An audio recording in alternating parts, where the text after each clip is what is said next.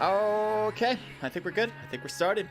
Hello, welcome to the Naked Riot series. This is H Crusader here, and I'm going to be streaming for you guys tonight this PUBG Mobile scrimmage. We have a bunch of different teams competing against each other for a chance to win that $80 prize pool for the month. Now, if you guys don't know about this, you guys can absolutely start competing. We have these every single month. As you guys know, it is September 25th, so the next time we're going to have it is in a week, so we're going to have a whole new series where everyone starts from scratch, everyone starts with 0 points, and you guys can be in the front of it. You guys can start right away and see if you guys can win next month. So if you guys want to compete, you absolutely can. But for right now, if you haven't registered, just enjoy the show, because right now we got all these teams ready to go after each other. From a results standpoint, I think it's already going to be decided. There's like no doubt about it. 4Gamers has absolutely destroyed the environment here. You could just think everything burnt down to a crisp thanks to 4Gamers. They are, I think, let me check out the actual points, but I think they're like legitly 280 points compared to second place down that has like 100 and some odd points. And just that alone is enough to, I think, that they literally can't lose. They are in this one, I guess, just to make sure that they don't lose it. But I have no doubt in my mind, that's the word I'm looking for, that they are going to lose. So let me just check the whatever I call it, the results of the month so far, and I'll let you guys know right now about what that looks like. It is absolutely insane how much 4Gamers has just taken this over. We're waiting for all the teams to get in right now. We have a smaller group today because for one, it's pretty much a done deal. There's really no other team that really has a chance. So I think a lot of teams are taking the day off, which is totally okay. But next week it should be pretty packed. We definitely will have some on the wait list, I guarantee it. So again, if you guys want to sign up for that, make sure to hit the description in the and hit the hit the Discord in the description. I think I need more coffee. I think that's what I need right now. Okay, I'm going to results. I swear I'm doing it. I'm looking it up. I am slow to it, but I can do it, I swear. By the way, shout out to Shake for constantly keeping these results up and par as well. Okay, so I do have the results right. No, I don't. I thought I did, but I don't. I have it soon. Okay, I don't know why I'm taking so long. I'm a terrible multitasker. I do not deny such things. I just wish I was faster. Okay, I have it now. All right, I got it for sure. There's no doubt in my mind. Actually, I do have a doubt in my mind. Where is it? All right, so I have week 3's results, and I think we have more than that. It could just be week 3. Maybe I'm insane myself. Oh yes, I am insane myself. Okay, so the total points that 4Gamers has. Finally, the big reveal, 281. All right, second place is Golden Rush, who I don't think is competing tonight, by the way, has 146 points. So roughly half, just a little bit more than half, but pretty much there. And that's second place. Auxiliary with 143, so they're really close to getting second place. But Auxiliary, I mean, they have to get roughly 140 points in order to catch up to 4Gamers, and then add more points on top of that in order to win it, because you assume that 4Gamers is going to get something throughout the scrim. The odds is very bad. Very, very bad for anybody that's not 4Gamers. 4Gamers must be thinking, we can relax. All we got to do is just enjoy ourselves. And you know, I would say like, oh, maybe they're putting themselves in a false sense of confidence. I don't think so. I think the numbers don't lie. 4Gamers is pretty solid here. Now, that being said, we're definitely going to have some good competition, because there's going to be so many other different teams that are trying to show off what they can do for you guys, for your viewing pleasure. So make sure you don't miss out. All right, we're going to be taking a look at everything as it goes on this map, maps, I should say.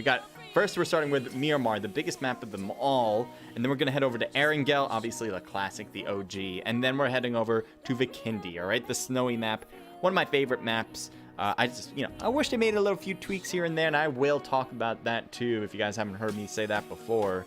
But yeah, I wish they made some tweaks to Vikindi, because I think it'd be better. That's all. I guess I could say that about every map, but that particular one, I do have some reservations for. That being said, as you can see, we're in our studio. This is going to be where we're going to do our analysis between matches and kind of get to know some of the teams too. In the game, we'll have a live scene, and we'll be right on top of the other players as a bird's eye in the sky, kind of like a drone, or yeah, pretty much like a drone, I guess, as we take a look at some of the other players. Again, if you guys have not competed in our events before and you want to have a chance to win cash, real hard cash, in our events, you guys can absolutely do so in the description. We have the Naked Riot series, which is a monthly series that has an $80 prize pool. We have the Naked Pro Scripts, which we just kind of started last week again. What does that mean? We just started last week again. We're bringing it back. We reinvented it. We have done it in the past, and we're bringing it back. All right, so we got that on Mondays, and that will be every Monday. So if you want to compete in, I think, 3 days from now, you guys can absolutely do so by signing up. It's for free. All of our events are for free, and all of our events, you have a chance to win cash prizes. Now, also, that being said, we have a COD mobile scrimmage, a Call of Duty mobile scrimmage. That is on our Discord as well. Free to play, $20 prize pool each time you compete. All right, it's similar to the Naked Pro Scrims, but a different game. I think that kind of covers the gist of it. I just started streaming on YouTube. I'm only streaming this one on YouTube, as you guys obviously know. But let me make sure that it is, for one thing. The room has been dismissed by the owner. All right, something happened to the room. I am not sure what happened. It's already 8:01. So let me see what he's gonna write in Discord. Maybe there was a glitch or something. All right, so it looks like Shake put in the wrong whatever you call it, server. So he's gonna create a new room. He's gonna send it out. So we're gonna have a 10-minute wait from now. It's good. He actually said 8:10, so we got roughly 8 minutes before we get this one started. All right. So that being said, I like to do this. All right. I'm gonna bring you guys over to the live scene so you guys can see me from here, I guess. And when we get into the room, we will start talking about who's actually in it. All right. I'm also going to make sure I can get in the room. That would be wonderful. Okay, I got my YouTube up. Beautiful. Great. Elise, thank you for joining in. It's on KRJP. I don't know what KRJP is. If you can elaborate on that, I'd appreciate such things. Thank you guys for watching. Right now, we're kind of just getting started. If you enjoy, make sure to leave a like on YouTube. That would be super helpful. Obviously, a follow would be super great. Subscribing, again, super great if you guys want to do that. Only if you guys enjoy yourselves, right? I don't want you to do anything you wouldn't want to do.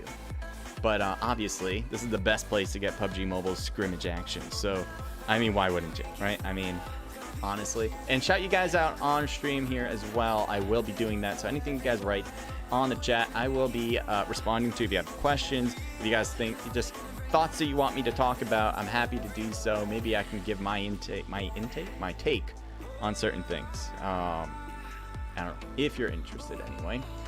Let me think. I was gonna do something else. I kind of forgot what I was gonna do. I know I got to get into the room, but Shake needs to open it. Shake, he doesn't usually open the room, so give him a little bit of leeway.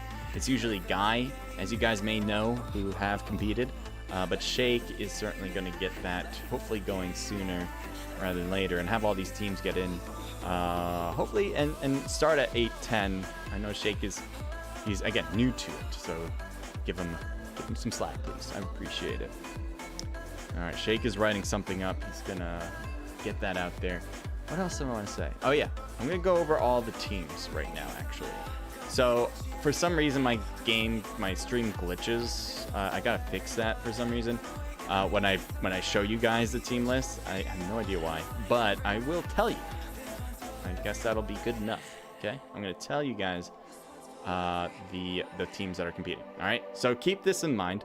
I want you guys to remember the names, because I want you guys to also let me know who you guys would be rooting for or will be rooting for. Okay, we got Rat Pack Gaming, SYC, 4 Gamers, Legends Alpha, Legends Bravo, Low Lives X, The Happy Chemical, C4, Executioner's Blade, SX Team, Alpha Esports, FBO Blue, Circle of Silence, Bad Company, Mindless Outlaws, The Woo, and Take Over. All right, those are your squads for tonight. I don't know a team that I'm going to be picking. I should have one in mind. Let's see, which one should I pick? I'm going to pick a team that I know that I think is going to win this in just today. I know 4 Gamers, as I said before, is going to win the whole monthly series. That's pretty much a lock-in for them. But I will pick a team that I think will win tonight's matches, and that is going to be Executioner's Blade. All right, Executioner's Blade, Team 12, so keep track of that. I have them winning. If you guys have a different team winning it, let me know. We got a lot of good teams in here that I think have a really great chance for tonight. Excuse me. Thank you, Daisy. I don't know if you're going to get this, Daisy, but thank you for following me on Twitch. I am not streaming to Twitch. I've talked about issues on the stream. For one, there was the team list, but 2, I was trying to use Mob Crush to do multi-streaming Tuesday, and that completely failed. So right now I'm just streaming to YouTube until I find a suitable replacement to multi-stream. I might go back to Omelet Arcade. These are things that go into my mind. Going back to Omelet Arcade, I might try something that Streamlabs has cooked up that I have used in the past as well. Not as successfully as Omelet, I should say, but it kind of gets the job done. But we'll see. Anyway, so that's just things on my mind anyway. I think Shake has written that people should go into the rooms right now. I could be wrong. Let's see. All right, yes, the room code, blah, blah, blah, 810. Yes. All right, so the new room is in effect, and I will be showing you guys an awesome pause screen because I don't want you guys using the password and stuff to get in. This is a closed event, but I'll be right back, all right?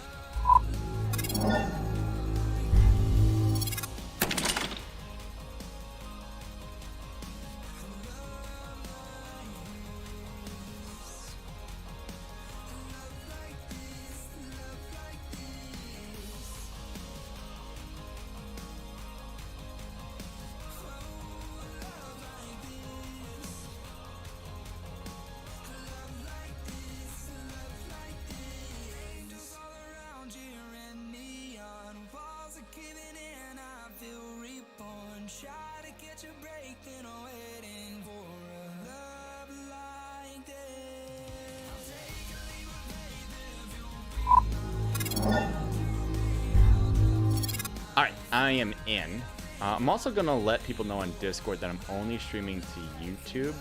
I think that could be a good thing to say to people, because some people might think I'm still streaming to Twitch right now, and it's not up.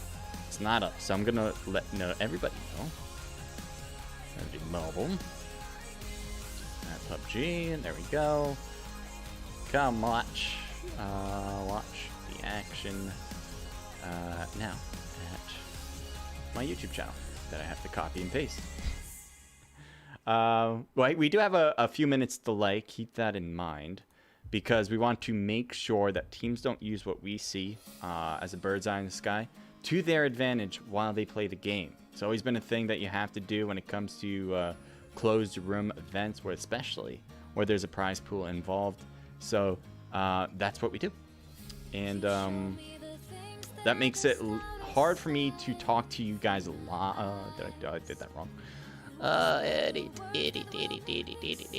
I put in the Discord link, which was a big mistake there. All right, where is watch? There we go. I am a little slow here to get this link. Let's get a little bit faster, shall we? It would be great if we can. Boom. And save that puppy. And now we got it. All right. So we're saved up, ready to go. That being said, okay. So now we get to do some fun stuff, all right? We're going to take a look at some of these teams. You guys might be on already watching. If you guys are, let me know who you are if you want me to take a look at your stats in particular. I know we've only got a minute, but we may be able to do it in between other matches, okay? So if you guys want me to take a look at someone in particular, their stats, we can do so. Right now we'll go in order. We got Rat Pack Gaming here for team slot 4. We got Hated. Let's take a look at you. No games on the board this season, this current season. We'll go back to season 14, as that has at least something. We got 24 wins, 54 matches played. Not a huge sample size for last season, but it does have a good win ratio of 44%. The most kills is 16, highest damage is 1,600, and then you got average damage of 514, KD of 3.3. So overall, I really like the survival rate. It is hard to say that with this right now because the sample size is so low. I think your tier is probably, is at Platinum 2 at that point, so you're not facing off against the best of the best when it comes to classic mode. But overall, if I had to just look at this through a very small lens, good win ratio and pretty solid damage, as I like things over 500 for the average damage. You got 514. Let's keep going along. Titan is our next spot. Titan does have some games under his belt. Not a lot so far for this season, and not a lot of people are going to, unless you're really cruising for, let's say, Conqueror. You're probably not going to have a ton of matches yet. We're going to take a look at his previous season as well. More matches here. 50 wins with 255 matches played. So that's a good win ratio of 19%. Most KDs is 16. Highest damage is 2,200. And the average damage of 508 with 2.9 KD. I think anything between 20 and 25% on the win ratio is pretty solid for a comp player. If you're going to be any other player, you can definitely put that down to like maybe 10 to 15%. But for like a comp player, you want like that 20 to 25%. Obviously, higher would be better. 19% is pretty much right at that cusp. He's 19.6. I mean, I'll give it to him there. Average damage of 508. That's right at the level where I want you. At least at the base level of where I want you. As I said, 500 is a good number. 508 obviously hits that. And 2.9 KD. I think as long as you put more damage onto the players, I think that'll help out a ton, especially for your team. And that should help with the win ratio. So there's my advice for him to get it above. Hopefully he'll take that as constructive criticism. Let's see. We're going to go on from Rat Pack. We're going to go to the SYC. Let's take a look at Morgan here. Again, we're going to use a bigger sample size. We do have a 20% win ratio. There you hit it. 87 wins with 436 matches played. Are we starting soon, by the way? It's 8:12. Shake's probably getting that done. 13 most kills. 1,700 on the highest damage and 409 average damage. 2.48 KD. So I think it is a survival game after all, and you are hitting that win ratio that I like, just the 20%. The average damage, again, should be higher than that. I think should be reaching 500. That should help out pretty much everything else. I think that's like huge for me. Like if you hit that, if you get higher average damage, I really don't care about the rest of your stats, to be quite honest, because that means you're contributing to your team a lot. And you know, KD can show you that as well, kind of. But I think the damage shows a lot too, because that means you're getting not only the more average damage, the more assists and kills you're probably getting overall. You're definitely putting a lot of heat on the enemies rather than getting taken down, because if you're taken down, you're probably not going to have a huge average damage in the first place. So I think average damage, I think that comes with either, and there's a lot of things that contribute to this. So it's like these stats are so like through a tunnel vision thing. Like if any team that plays that is trying to recruit players just uses these stats to figure out how good you are, that is a really bad idea. You really want to use like tryouts and get to know the player and all that kind of stuff. But if we're just looking at through this lens, I only have this stuff to deal with, I would definitely say get your average damage up based on your gameplay, your strategies, your positioning, your teamwork, obviously. All that kind of stuff unravels to a higher average damage. I would definitely say like your base, I mentioned this before, but just in case, your base is your gameplay. Like that should be your meat in particular. Yeah, your meat, I guess, is your gameplay. Oh, I hit the mic. That should be like most of you know, who you are as a player. It's how well you can shoot, how well you can throw grenades, how well on a 1v1 scenario at least can you win your battles.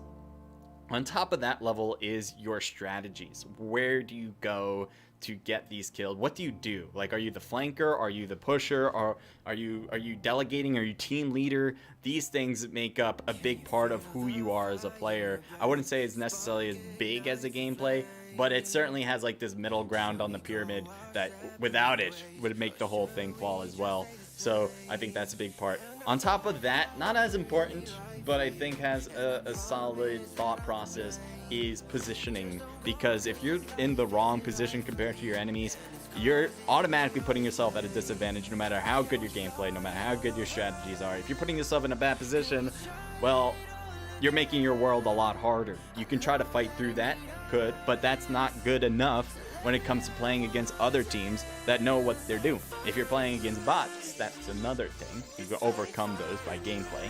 But if you're trying to win against teams like this event here, you want to think about ahead of time, where should I position myself so we can get kills, or to stay hidden. I mean, one of the two usually. So keep that in mind for a lot of these teams. Keep that in mind for your own squads. If you have a squad, or you just like playing classics on your own too, kind of like internalize this stuff.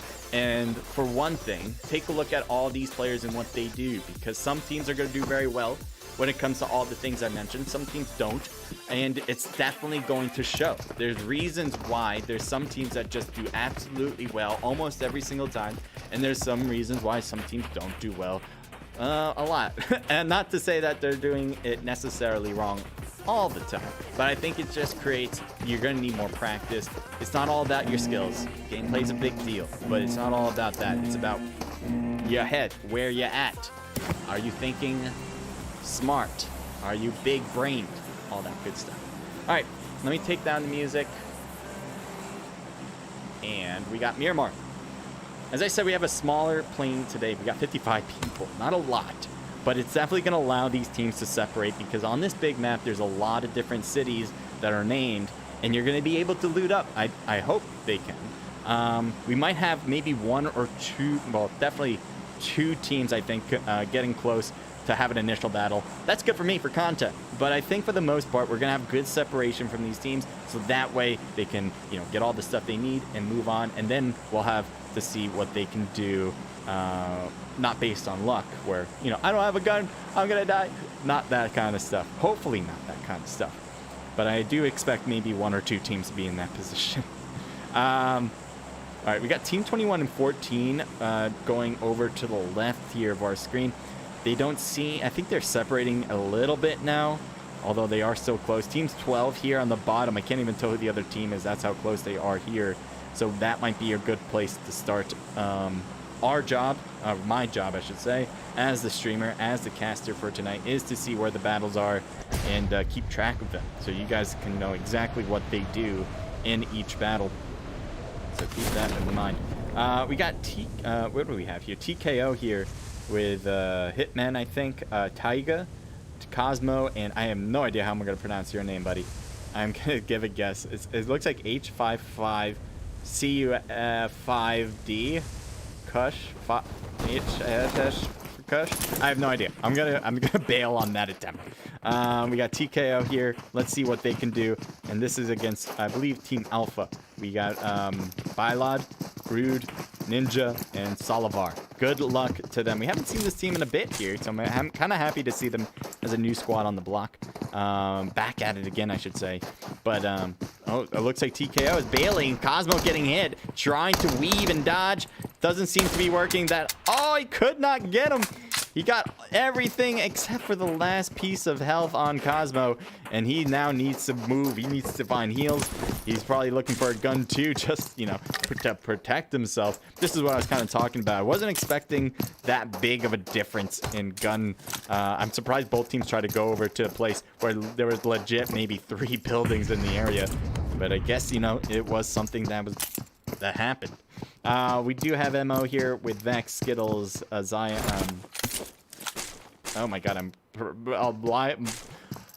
mind blown right now because I cannot talk. Temper and Why am I having a hard time with these? Cyanide, right? Oh my god. I've seen you guys compete so many times, but my brain just broke into a million pieces and couldn't figure it out.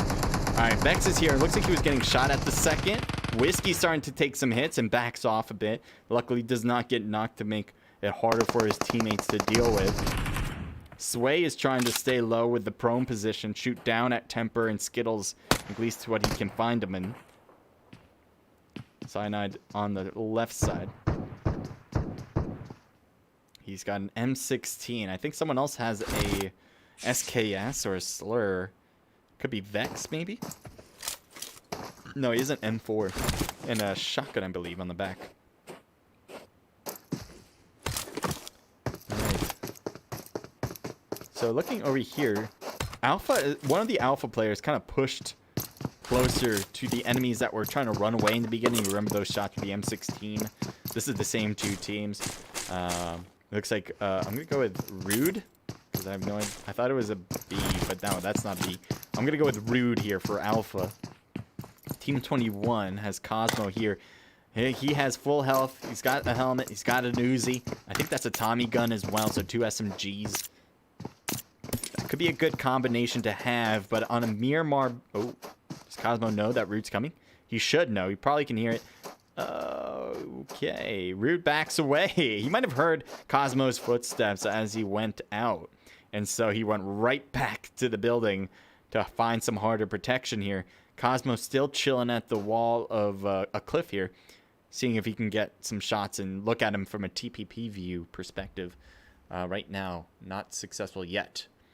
Tasty, welcome to the stream, says, yo, what's up? You probably don't remember me, but our team rebranded. We were Placate, Pulse, Atlantis, and Goodfellows, now known as Takeover, aka Slot 20 and 21, if I'm not mistaken. Great.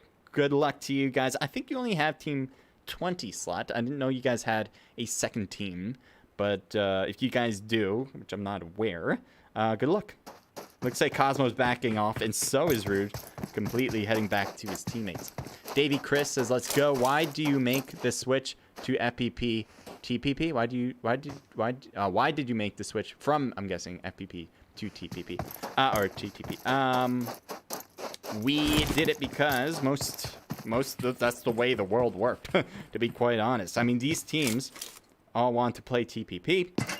That means third-party perspective, if you guys, or third-person perspective, as you guys don't know. That means the camera's on the back like this. As you can see the back of his head. You can see his backpack and all that good stuff. If we did FPP, then we would be right from where his eyes would be and looking around like an actual human being. I do prefer the idea of having FPP scrims. I think it makes it a little bit more realistic, and I'm really a big fan of that. Shots fired from Cosmo in the middle of the street. And yeah, I think you should find some harder cover than just being right there and shooting across. Luckily, he didn't get shot at, so that should work out for him. But to go back to the FPP thing, I do like it a lot. It's just that nobody plays it anymore. I don't know. I think a big reason for that switch, if you want my thoughts, is that major competitions were going to TPP. I think they felt like it was a better look for the game. And I really disagree with that. I think FPP looks a lot better for each person's perspective. I think it makes it a little bit more realistic, as I said before. And realistic is a big part of why we play this game, for PUBG, or just for mobile games in general. It's hard to find a good mobile game that is like this, that can show you the world like this, and be super clean, free to play, and obviously very entertaining to play as well. So, yeah, I don't know. It's just the way the world has changed. Ooh, that's a hell of a grenade if it reaches, but that is not. It actually got really far. Kind of surprised how far that actually went. But they have already backed away. Actually getting closer because of that grenade. Seems like they heard it and they're like, yeah, I actually want a piece of that. Let's go after it. So that might be a battle here soon. We're going to keep an eye on the rest of the map, see if there's anything to watch out for. So far, not quite yet. There are two teams at the Valley Del Mar. One seems to be leaving it. But these two teams are certainly the closest. So we're going to keep an eye on this to see how this one plays out.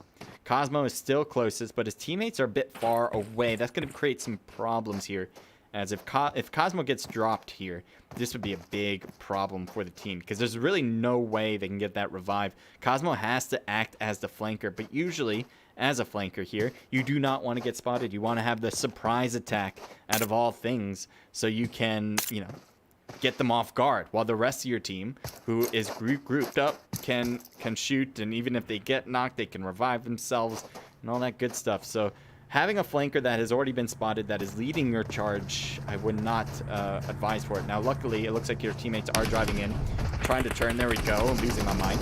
There it is. Cosmo dropped first there on the left, and now we have the rest of the team trying to recover what they just lost. H-Man gets taken down. A lot of players are already out, but there is one player on Team 21 that is still alive. And never mind, he is out of the game, and that leads to a victory for the opposing squad. That's a hard push to make right there. Usually you want to get a knock here first to kind of start things up, but they really didn't have that option. They were just too far away, and there's a lot of open space. I'm sure they didn't really have the ammunition and the guns to deal with a long-range battle.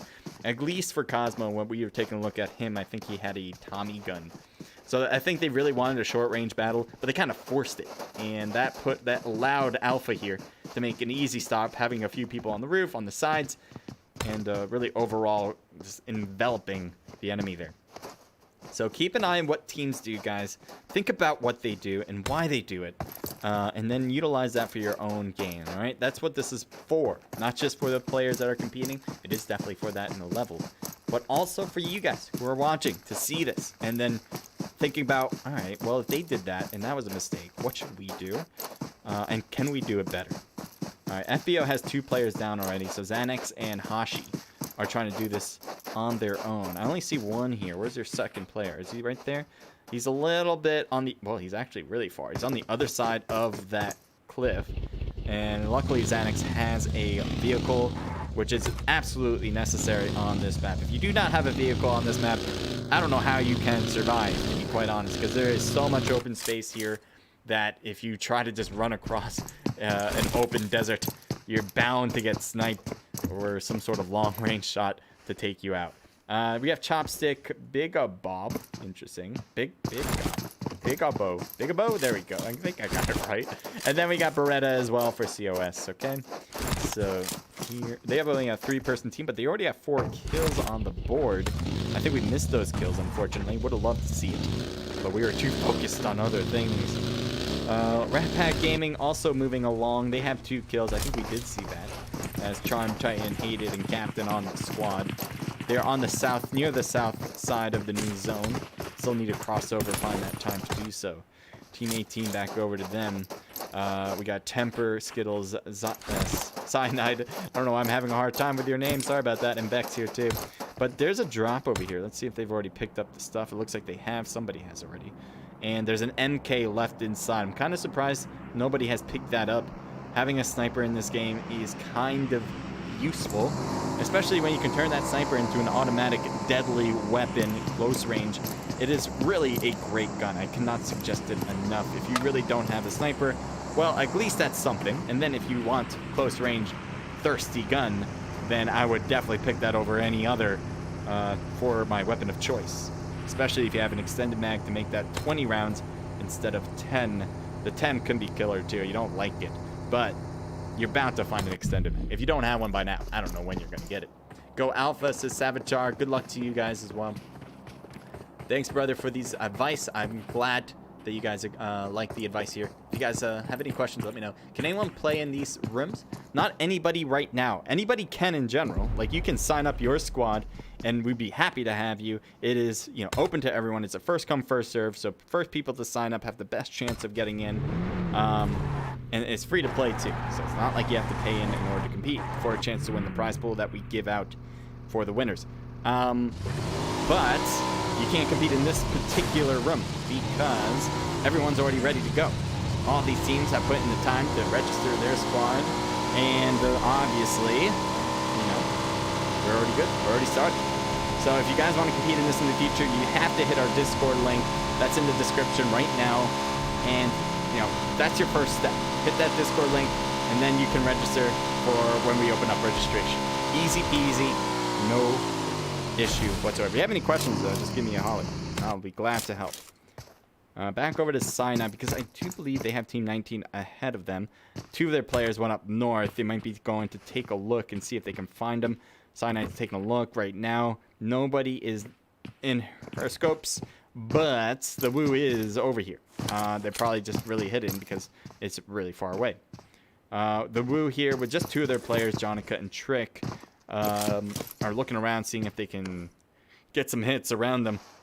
I think for the most part, they're trying to stay on the low side because of the lack of numbers on their squad. Usually full squads have the biggest advantages in this game. So if you try to do it with a duo, well, your odds go down drastically.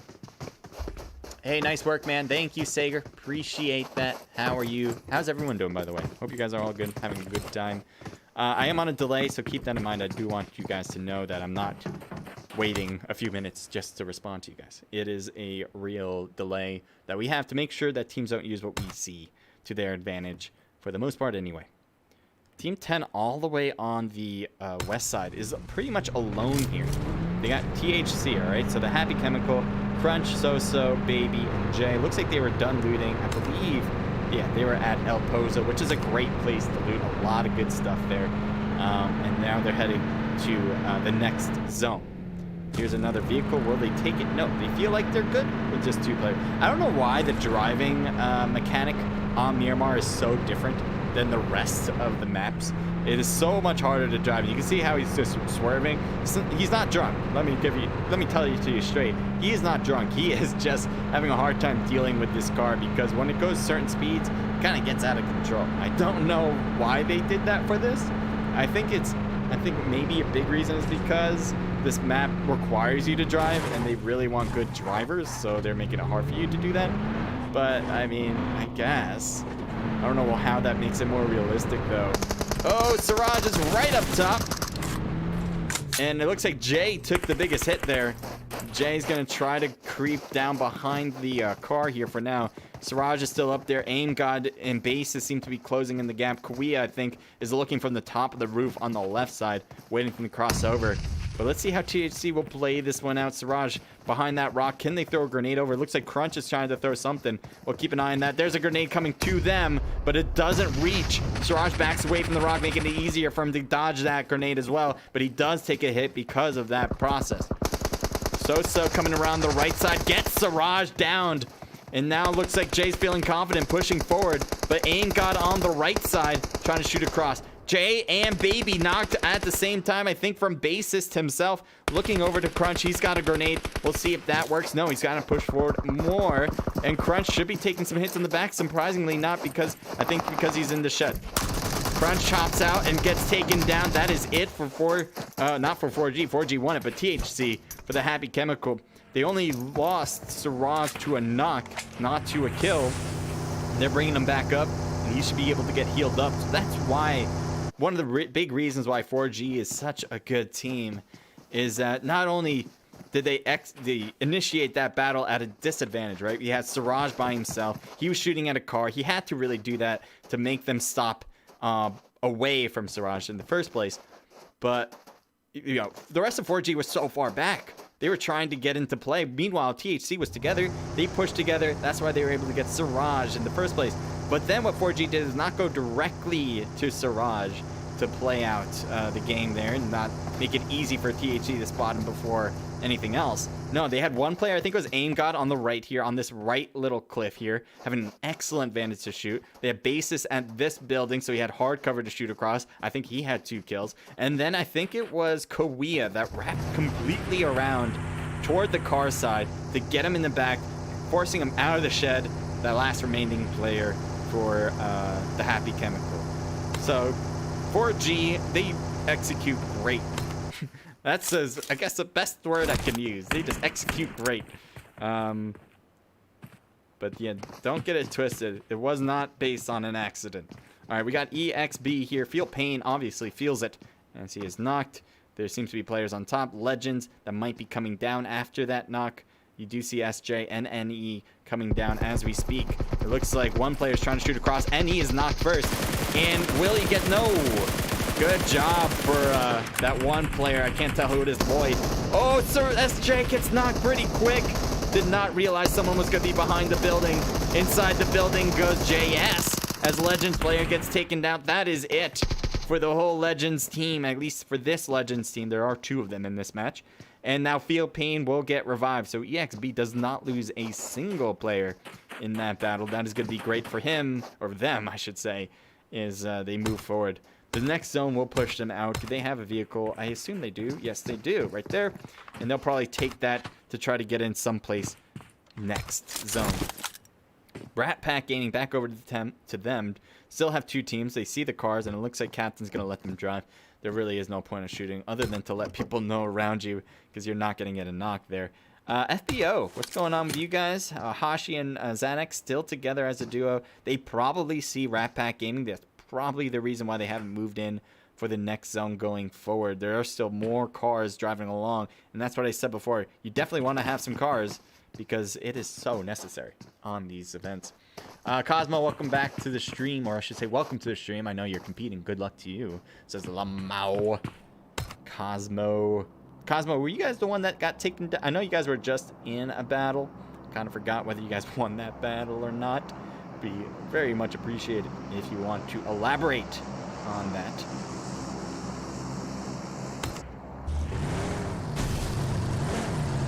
Chopstick, Bigabo, I don't know. I'm getting a guess there.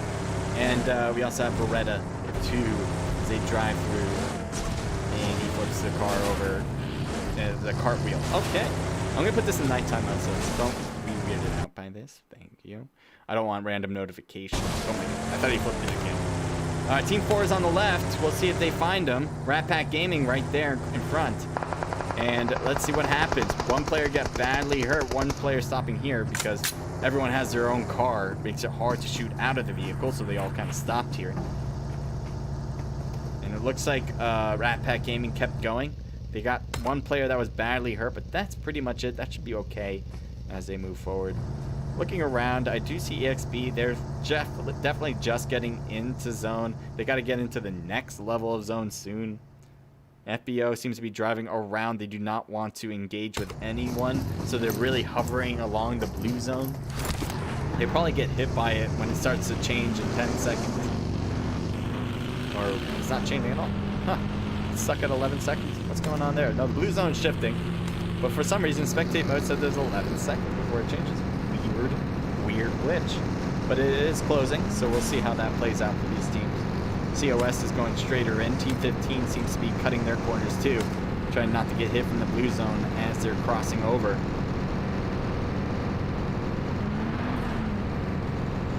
Team 4, let's take a look at you guys, alright? So back to Rat Pack. Titan was the one that got hit pretty badly. It looks like he still needs to heal up a little bit, but he's fine for the most part.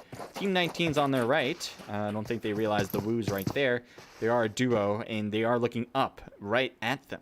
So kind of, they're looking at him. Jonica's keeping an eye on that cliff just to make sure. But Rat Pack is more to the right there. All right, Legends SS. Lost SK and DR. We saw the other Legends team get taken down already, so this is the last Legends team in this match. And last Legends person, I should say, in this match.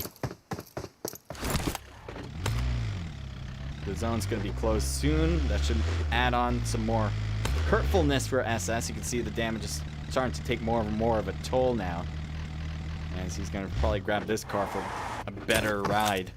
But he needs to get into zone, or else the damage will start to put him in the red.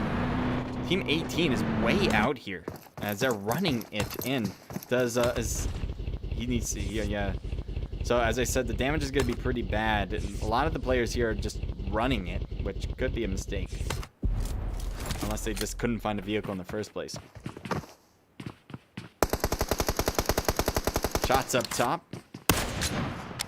Looks like Feel Pain trying to use this Car 98. Gets hit as he peeks around. Usually the Car 98 is great in these scenarios. It looks like Feel Pain's trying to get a view through that window slit. Yep, just Lloyd. Don't get knocked out of that car. You're going to need that car to get moving. The car is starting to burn up. And Feel Pain is also knocked. So I don't think COS wants to push this. They'd much rather try to blow up that car, yeah. And they do, but it doesn't hurt any EXP players.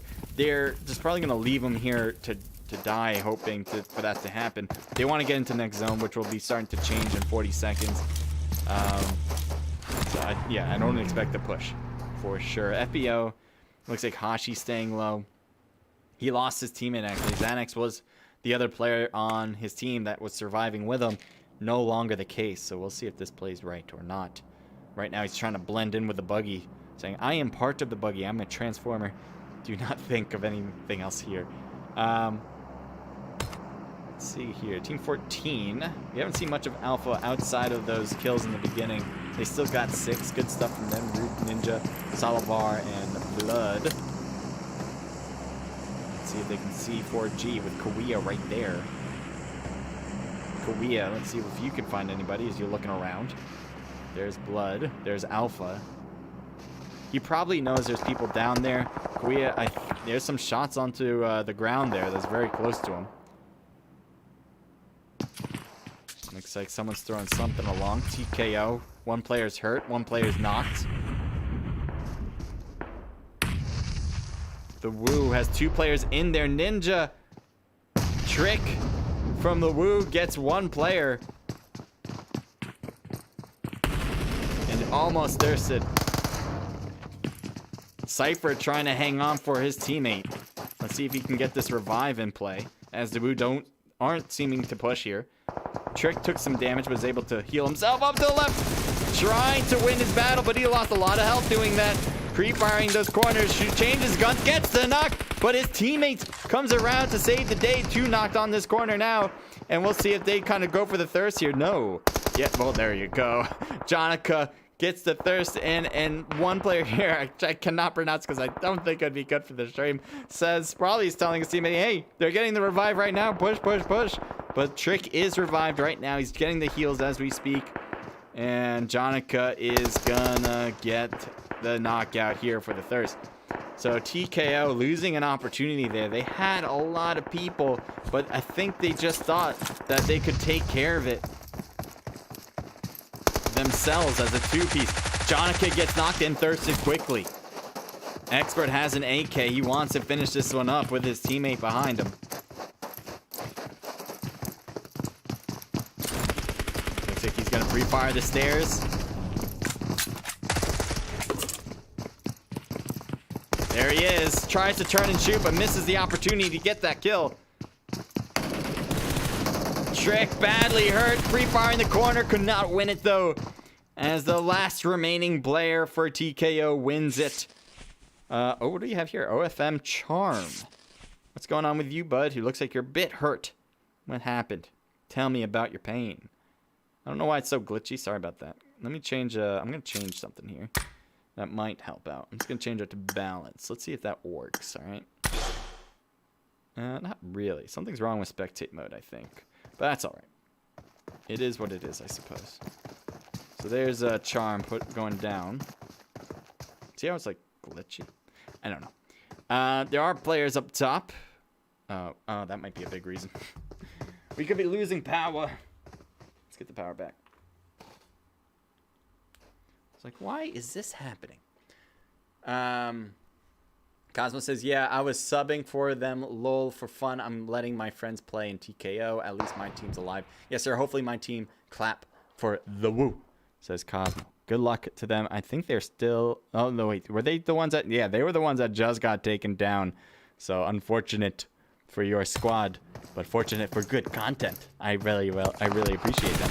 Turkey's gonna get shot by Charm, but Charm immediately gets hit by some other player, and that lets him to get away from those shots. So it looks like Sicario had a good angle on this. He knows Charm's gonna be in the blue zone, and the zone's gonna hurt a lot. Charm doesn't really have an option other than to leave now, and you can see Sicario's gonna have a field day with these shots. Sway gets knocked, but Charm finally gets taken down, and thirsted too by Whiskey with that Car 98. So the next zone is going to be across for them. They're going to have to figure out a way in. Alpha is already inside, and it looks like they're already shooting at the other team that's here. That is 4G. 4G is very well known for taking middle zone when his zone's getting smaller. That kind of leads them to be in the battle amongst everybody. But they do a great job of it, delegating what roles each player does. We'll see if it's going to hurt them this time around. The positioning is really, really good for Team Alpha, and Alpha has been battle-worn. They have been getting a lot of kills. They already have 7, which is a lot for this level of teams and players. So let's see what they can do about this. They have a grenade ready. I think that's going to be a good one to throw. There's a lot of options, but will they get far enough is the other question. Trying to roll it down that hill. Almost gets to aim god, but not quite close enough. It does seem like Hated for RPG is going to get shot from the corner there. And he's got a grenade, but he's going to run down with the grenade. He might knock himself. No! Why did this have to happen? Hated falls off the cliff. I think he wanted to throw a grenade. He was getting shot. He didn't really have an option other than to fall down. He was kind of hoping he'd stay alive, but obviously, no. That is a big no. What the hell's going on with that motorcycle, by the way? The motorcycle just flew 10 feet in the air and said, oh, I'm just going back to where I was. Fenyu is driving along for his team TKO. They only have 2 people left. We saw the kind of battles they were in before. They are battle tested, but they haven't been able to get a lot of kills. They got 2 right now. He's looking back to see if there's players, but there's no one back there. I guess maybe someone must have died in the blue zone because they must think that there's someone back there for some reason. Expert is moving up the hill, using the smokes for protection. Let's take a look. Oh, they got eyes. Luckily, they threw some smokes, making it harder for Siraj to hit them. But they know where they're at. That's the basis of that. We got Alpha still with 7 kills. I think they're looking at Whiskey. I think he has a little crevice in the hill there to give him some cover, making it tough for Salivar to find him. A lot of grenades action going through. Smoke dissipating on the left. That might let Salivar see him, but he's not really looking that direction as we speak. Grenades thrown across. Will it make contact with 4G? Really deep 3s, if I should say so myself. And not close, though, as Basis and them are not getting hurt by the said grenades. Basis still has a good zone now here. I think everyone else needs to figure out a way in. Even Alpha. Alpha's going to want to come down that hill, though, and when they do, they probably will find 4G waiting. On the left here, players are getting knocked. This is a 2-player team on each side, and that is going to be it for the opposing squad against TKO. TKO wins it. They're going to stay in the smoke, heal up, and then move forward from there. There's only 3 teams left. 4G, again, able to shoot a lot of these guys down because they're the ones who need to get into zone. 4G is already centered. And Alpha was their biggest competition going into this match, or in this match, I should say, as Alpha has a lot of kills on the board as well, putting down a lot of different teams. That's a grenade that's pretty well thrown. No, it's short. Aim God actually got hit by it, but that's not good enough. 4G's also distracted on this left side by TKO, but it doesn't seem to be hurting their chances of winning as they keep putting down people one after the other. Basis seems to be shooting on that left side. Expert staying in the blue zone. I think he's trying to heal through the process. So that's pretty much just going to let 4G and Alpha, who's going to be winners of that? Rude gets knocked down. Another player, and that is it for Alpha as the blue zone really messed them up. Now you have one player here, again, who's just healing through the process. He knows that there's 5 people. He doesn't know how many players are left. He's just going to shoot through this, hoping for the best, and he gets taken down by the bullets, giving the other team an extra kill. Well done. Is anyone surprised? Is anyone surprised that 4G won? Because I'm not really. They have won a few scrims already, and they are dominating these series. So they just seem to be putting themselves in a great position. 4 for Aim God, 4 for Basis, 1 for Siraj, and 3 for Korea. A team total there of 8, 9, 11, 12, 13 kills. All right, that is a really good amount. Good job there for the 4 gamers. TKO with 3 for Fenyu, a team total, and 1 for Expert, team total of 4. Not bad at all. And then Alpha, who I thought had a really good chance of winning this one, came in 3rd. They got 3 for Blood, 2 for Rude, and 1 apiece for Ninja and Salivar, a team total of 4, 5, 6, 7 kills. 4th place goes to BC, which has a team total of 2, thanks to Sicario. Rat Pack Gaming, at least 1 apiece, and a team total there of 6. Not bad at all. EXP with 5 total kills. Legends with 0. The Woo coming in with 2. MO coming in with 0. FBO with 0. COS with 4 just from Big Obo. I keep messing up, but I think it's Big Obo. Good job from you. Legends with 0. THC with 0. TKO, the other TKO team with 0. And then SYC with 0 here. All right. All right. Cosmos says second place, not bad. Lamau, Mans, Fell, KFF. I know. Falling down is the worst. Especially when you're caught on stream like that. Damn. That can't feel good. TKO Winter, welcome to the stream. Says, let's go TKO. Cosmos says, you got a big delay. It shouldn't be that big. It should be just a few minutes. But let me see what the delay looks like. Hopefully it's not too bad for you guys. But I'll keep a track of that. Think here. I'm going to play some music and also change the scene. So let's go back. Let's go to the studio. Let's talk about what we just saw.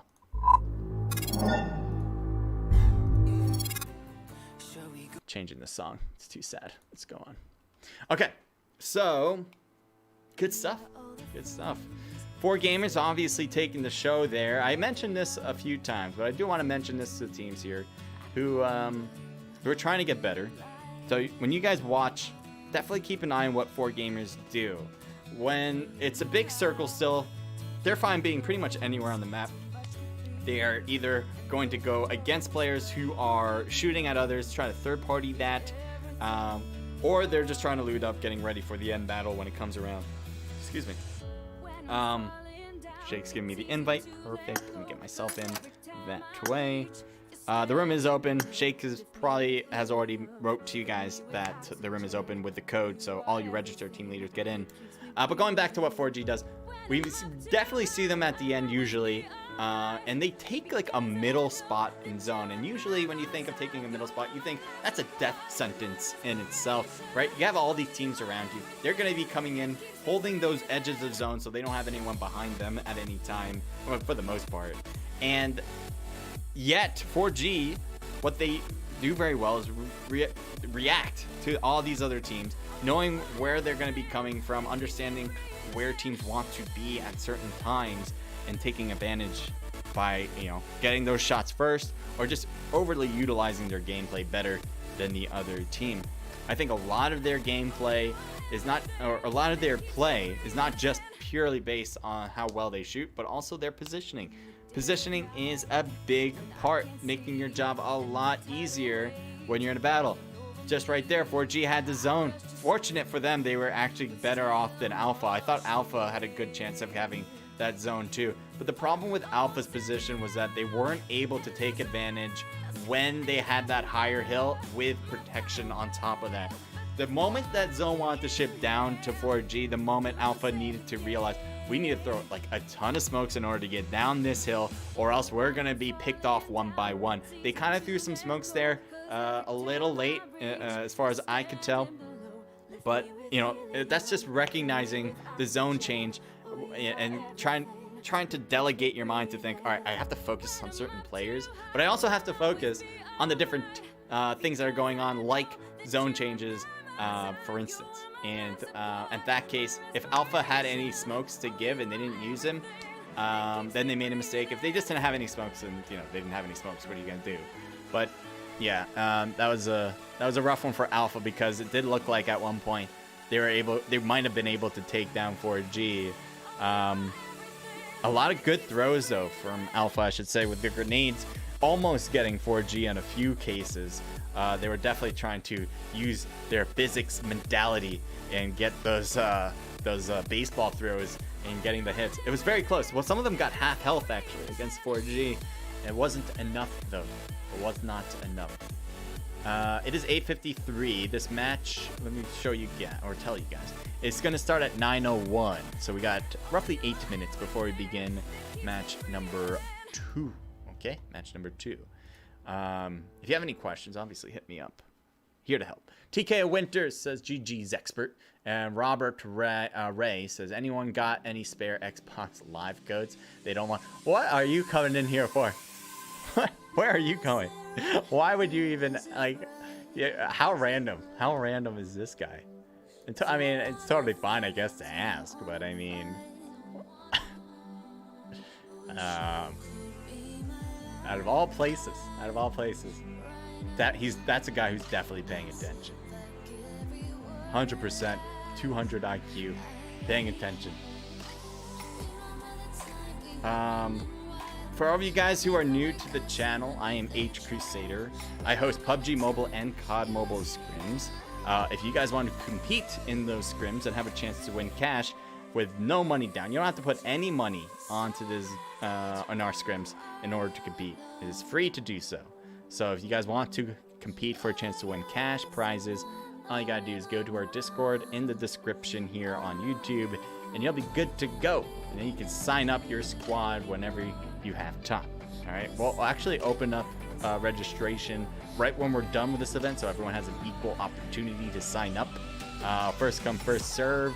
So that means the first teams that register when registration opens have a better chance of competing than later teams who might be put on the wait list.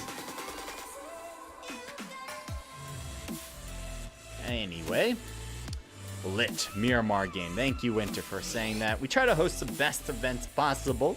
If you guys liked the event, make sure to leave a like on YouTube. We got 8 likes right now. If you guys leave 10, I will do a very, as you guys know, cringy dab. It is pretty bad. It is the worst dab you might ever see. And I hate it. I think I've lost the majority of my soul already to doing cringy dabs. So if you guys want to continue to see my soul wither away, please leave a like on YouTube. That would be appreciative and hurtful at the same time. Bernard Gaming, thank you for joining. Says, oh, you hosting scrims? Yes, I am. Thank you for asking. I am definitely doing so. I don't know what I was gonna say. Definitely doing that.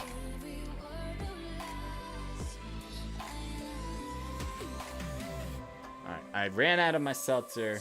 I have a little bit of coffee left. That's all I need. I don't know if you guys drink seltzer. It is the best. It is the best thing to drink. You guys are probably thinking, no way. And I'm like, yes way. And you're like, okay. And there's a conversation. If you guys haven't caught on, I am a little crazy. So if you guys want to support my craziness on stream, make sure to leave a follow. I know, that segue was great. I think that worked out beautifully.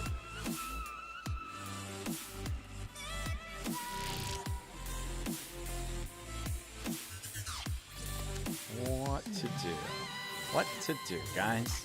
Well, we got the studio here. I'm gonna take a look at other people's stats, all right? And we're gonna analyze these stats, see how well these peeps are doing. We got EXB. Let's take a look at you guys, as you guys are not a lot of games so far in this season, but again, not a lot of teams have a lot of games this season so far. We'll see what you did last season, as that should give you guys a bigger sample size. 125 matches, 4 wins. That's not going to be a high win ratio of 3%. I don't sugarcoat nothing. Average damage of 338, 12 most kills with 1,600 highest damage, 1.81 KD. So, as I said, win ratio needs to go up. That's no matter what. Your average damage actually should give you a higher win ratio. It could just be that your teammates aren't helping you out with that. Maybe you're not playing with the teammates you have right now. For at least for the last season, you didn't. But maybe you did too. If that is the case, you guys need to work on your teamwork a little bit more in order to finish up some games. You got 48% on the top 10, which isn't that crazy good either. I would say you're possibly a hot dropper, but if you were, then you probably would have more on the average damage and possibly some more on the KD side too. So overall, I think it would help out to kind of get your teamwork up and running. Communication is key there, and if I'm wrong about that, then maybe get your gameplay up with getting more on the damage side to assist your teammates. But you know, it's hard to say. As I said, the statistics here is only tunnel vision. You have no idea what actually goes on behind the scenes to actually let me analyze your stuff here. But I just try to give what I can see based on what I can see. Give advice based on what I can see. Let's take a look at field paint. So maybe having to see your teammates may help out with understanding. All right. You got actually a good amount of games here, but let's take a look at your previous season. We're definitely going to have a better sample size with this one. 43 wins, 513 matches, making an 8.4 win ratio, 59% on the top 10, 288 average damage, 17 most kills, 2,000 for the highest damage, and 1.66 KD. So, better win ratio, but I wouldn't necessarily say that it's up there to what you want. I think you agree too that should be a higher level. How would you get there? Again, it would take a bigger analysis than taking a look at the stats. But if I had to guess, I would definitely say working more with your teammates to kind of get you there. You know, better communication. Communication should be the basis of any team, right? You listen to other pro teams and what they do in scrims. They're talking constantly. They're not trying to talk about how's your day going and talking about frivolous things. They're talking about what they see, pointing things out, and letting their teammates know so they all feel like they're all one mind, right? When you have a team that is running fluently, everyone knows everything at the same time where they gain the information, you're going to be the best team out there. I don't care if your gameplay is like average or something like that. If everyone is on the same page and knows where everything is, you can easily get angles to take out a player at any given moment. It's about communication though. So I think maybe that's something you guys might be lacking. I honestly cannot say because I'm not an ear in your games. But that's just something I would definitely maybe look into, possibly, if you want. Let me see if you guys wrote anything. Oh, you hosted? Yes, I am. Tico Winter says the Golden Arm. I don't know what that is. I am new to the channel and a new add-on. Took a 3-month break from PUBG, and I am now a proud subscriber. Well, Winter, I appreciate your subscribing. Thank you so much for that. That is huge. Again, all you guys who are new to the channel, welcome.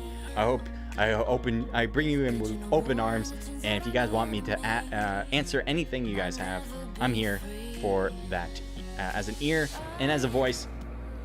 I think I said that really weird, but you guys get the gist. All right, we're starting it up. I was like wondering, when are we gonna start? And then I'm thinking, it starts right now. All right. I like the music, but in the game, when we get the things going, I usually turn it off. I always turn it off because I want to hear the in-game sounds. I want to see what these guys hear, so I can get a better idea of how they play. All right, let's take a look at the live stream. Okay. Match number 2. You can probably already tell if you're definitely into the game and know about it. We are at Arango, the classic, as I say, the OG map. It has everything you want. It has cars. I guess every map has cars, but you have to utilize the cars to be successful. It has some far-range shots, kind of similar to Miramar. At the same time, there's a lot of places where there's a lot of buildings intertwined, making it a close-range battle. So it's kind of like everything you want. And you can choose different cities that you feel you're more comfortable with. Like if you're more comfortable with close range, maybe Pachinki's going to be a good spot for you. If you want more long range type of battles, then maybe you'll pick like what would you pick? Like I'm usually not a big fan of long range shots. Maybe like Severny or shooting range, I guess. Military base too. Military base can be that too. All right, let me turn off the music so we can get better ear on this. This plane line is pretty terrible.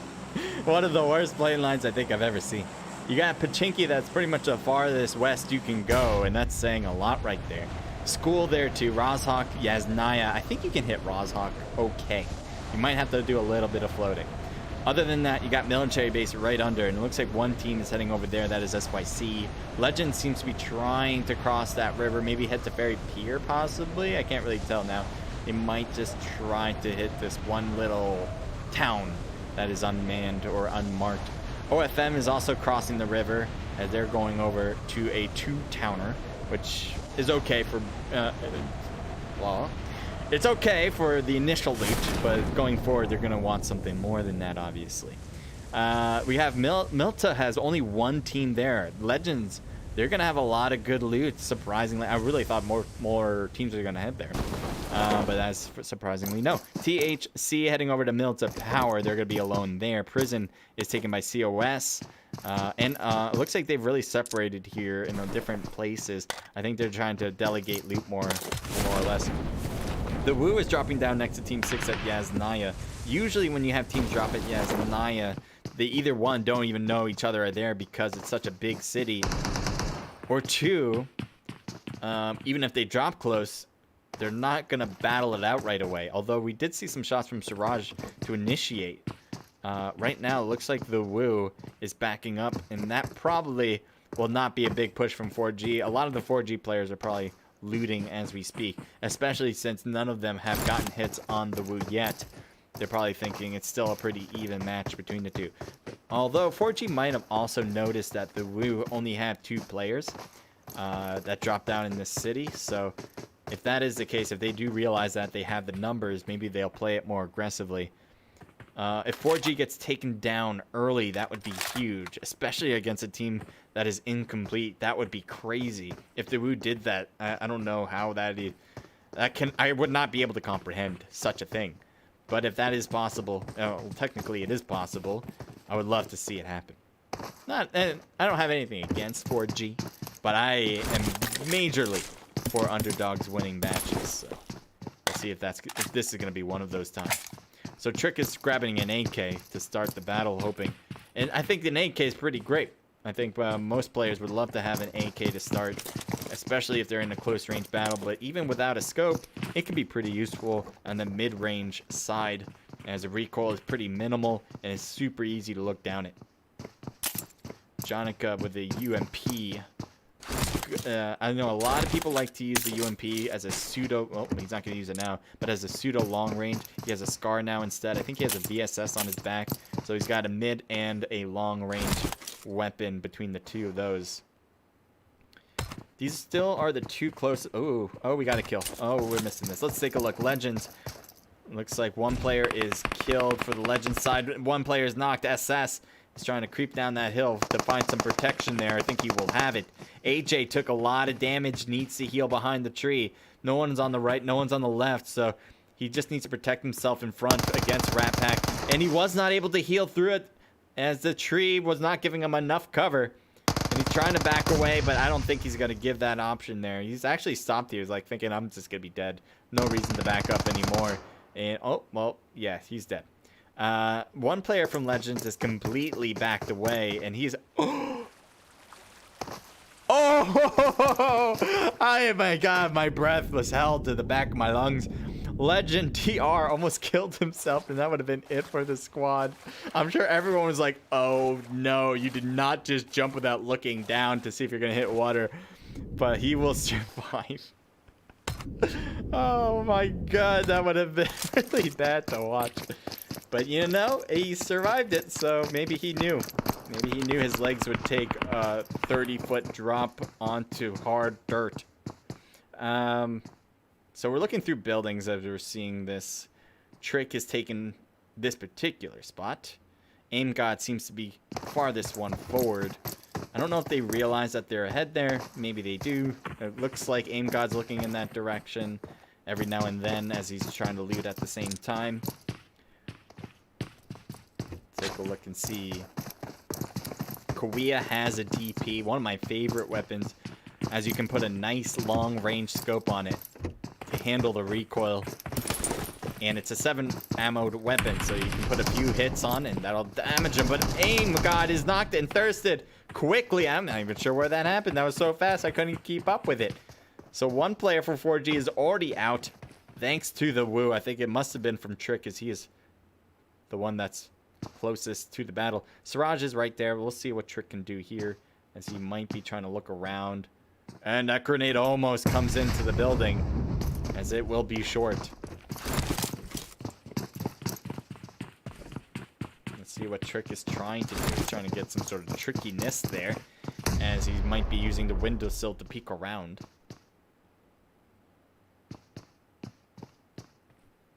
See Jonica looking around.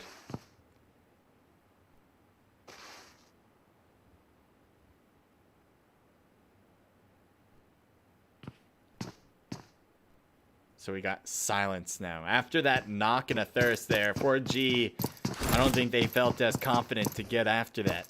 They instead backed off and trying to change up their positions here, maybe to get them surprised. Get the Wu surprised in a way. The Wu is staying their course. They have not changed their position. Looks like Siraj might be trying to peek that wall. Trick has an AK. See if he tries to use it.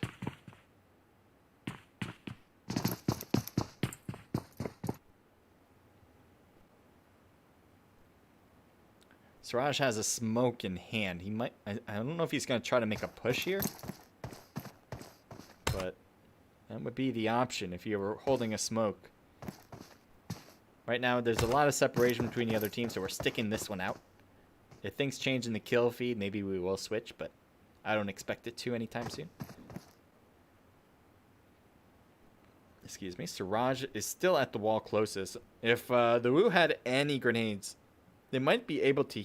I'm not sure if they could hear Siraj's footsteps. Maybe they could, and then they can throw a grenade over the wall.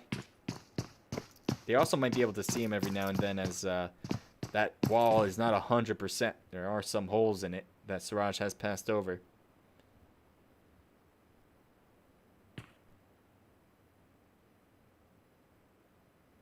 So I do think they can hear each other if they move.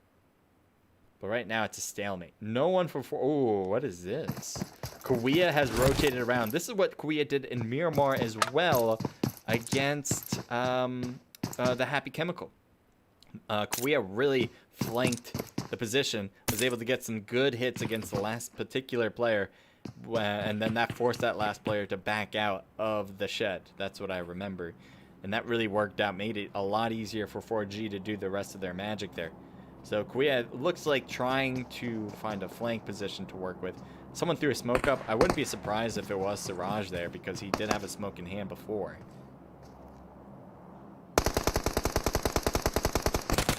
Bassist with an iron-sighted UMP trying to hit the Wu from the bottom of this hill by the wall. And Korea has gotten to... Oh, this could be weird. Let's see how you're going to play this. I think Korea wanted to jump it, but was unsuccessful for the most part. Let's see if anyone's closing in the gap. Yeah, we do have another team closing in, so we do need to pay attention to this. And Legends DR gets taken down right when we got here. That is by OFM. That was their fourth kill. So that he probably was the one that got them all. I know this last player was trying to hide it out, the last Legends player. But I'm sure they must have... Oh, this is from Rat Pack Gaming. Rat Pack Gaming was all over it. Heading back to the battle. Let's see if anything has changed. Siraj has gotten to the building, so that's a big change. That definitely gives 4G a better chance of winning this. If 4G can get all their players in this building, that puts them at a better position, because then it would be a 3-on-2. The problem obviously lies in the fact that having the team that's under, though, makes it's going to be having a disadvantage, because every stair they go up, especially if they don't know exactly what level there are. Korea's actually... Oh, Korea's on the other side. Okay. But if they don't know where the Wu are in particular, what level, then they're going to be looking at every single doorway that they cross. And there's a lot of doorways to worry about.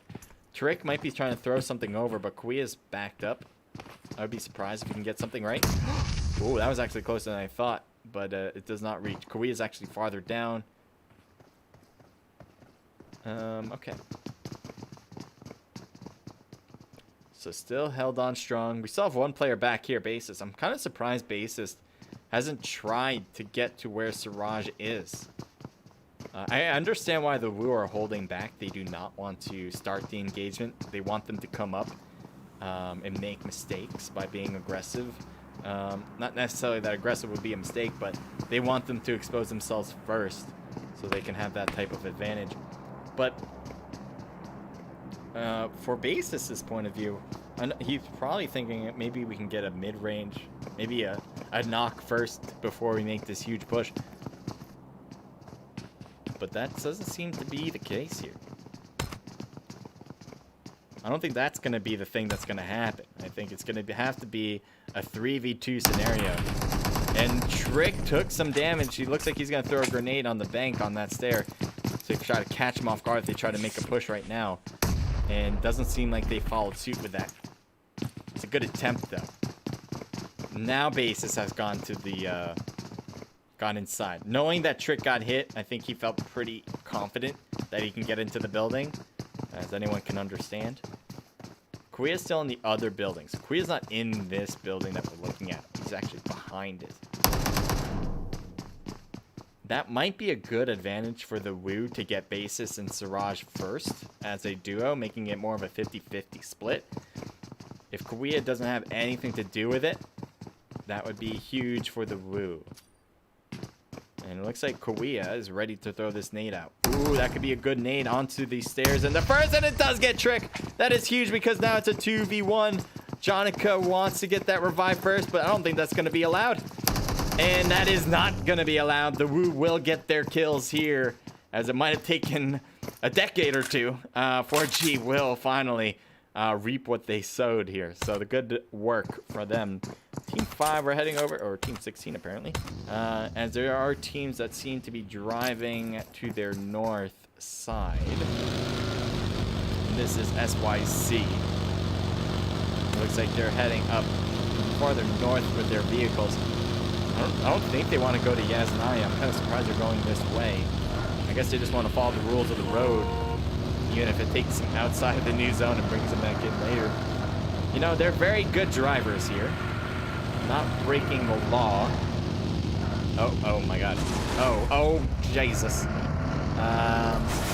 Guys, I was just saying how good drivers you were and not breaking the law. You guys want to explain what the hell this is? Guys, it doesn't take a rocket scientist to know that barricades stop cars. You guys just gotta keep going.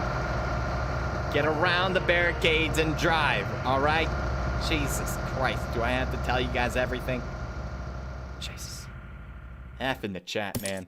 F in the chat. I cannot believe people breaking the law like that, trying to break through barricades with their vehicle. It's concrete! What part of a barricade don't you understand? Rat Pack Gaming here with 4 kills on the board. They're looking pretty solid. All players still alive. So apparently they did get... Oh, yeah, we did see it. Well, we kind of got the last gist of it with the Legends team. They were able to get a squad wipe with. The other Legends team is here. There are full squads still alive. 0 kills, though, on the board. So we'll see what they can do as they're giving claps. Apparently they're feeling good about their position. But we'll see if this game will end based on how confident he is and the way he hopes that it will be. I don't know. Words are hard. All right, give me a break. TKO. They did really well last game. Getting a lot of kills in the process. Looks like they've taken a good spot into the next zone. A little bit on the outskirts, but I would say mid-outskirts, all right? There's certain levels to him. He's got a pretty good spot. They got a pretty good spot.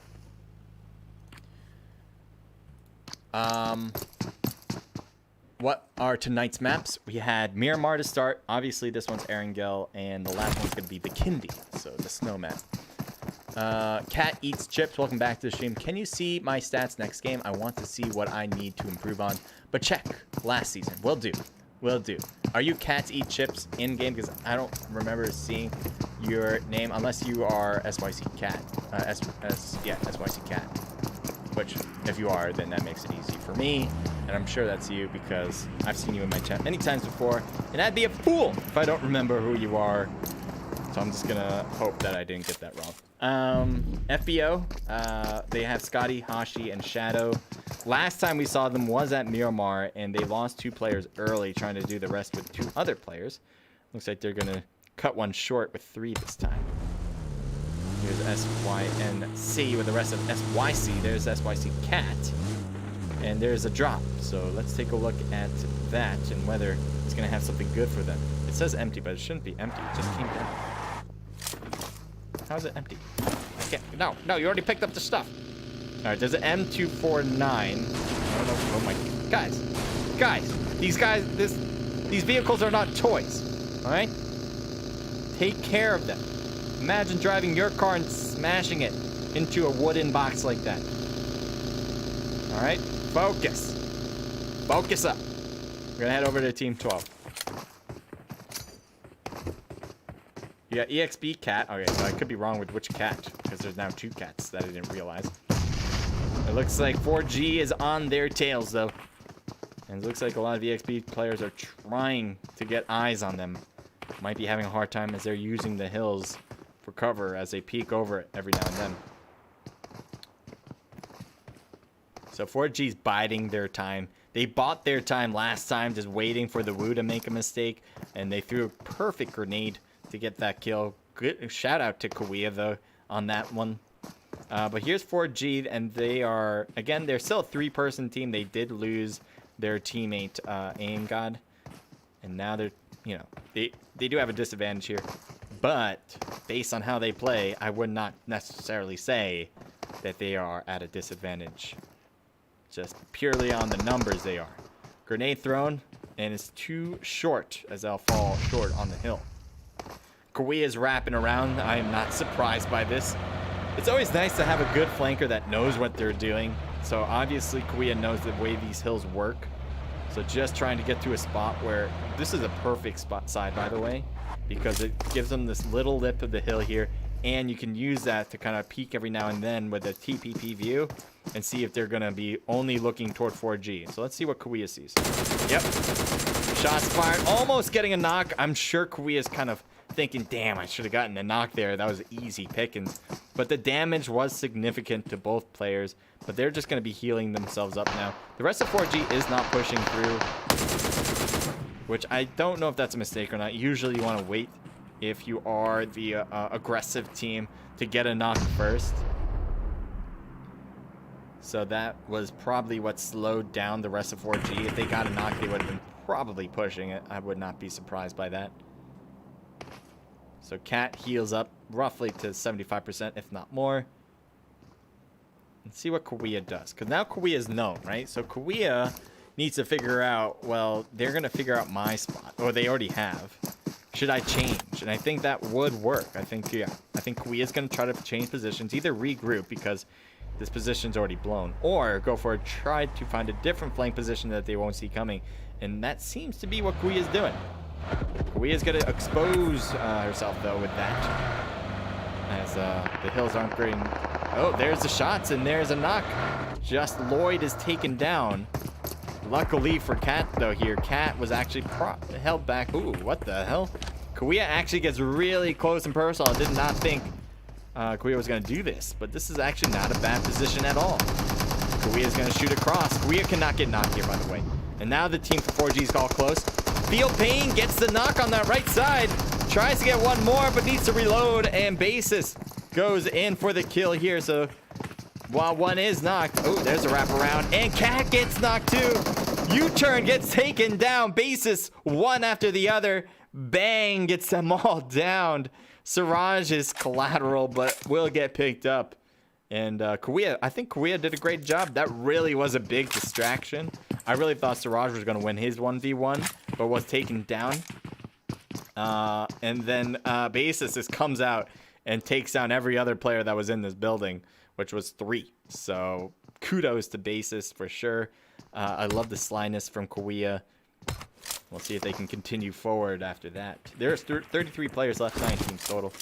COS, we haven't seen much of COS in this particular map so far tonight. Team 16 has players up top of the hill and the below. I like this setup. I think this is a very well-known one that if you are a team that tries to not hold buildings, but rather hold the environment, this is one of the great places. A good trench here, and you put cars on each side like they do, so they got all sides covered. If they want to just get back into the trench, they'll have a pretty safe spot. TKO Cypher looking around.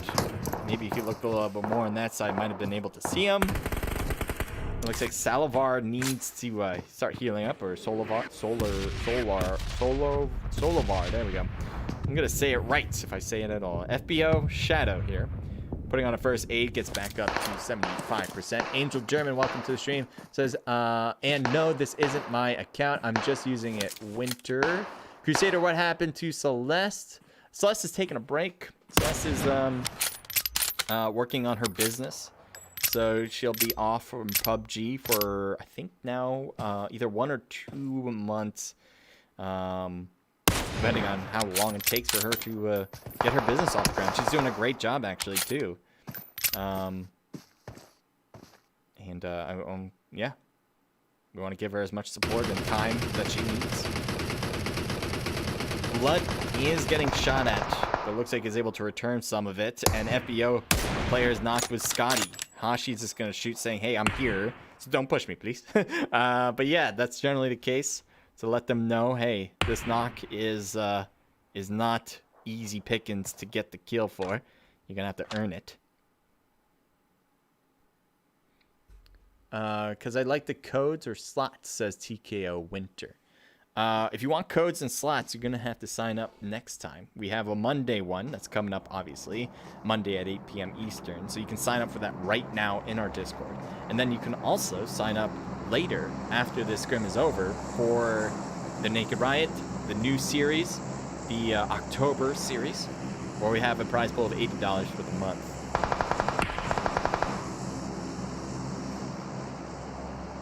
So we see what is going on over here. Race Car Suit gets out, and he's alone here.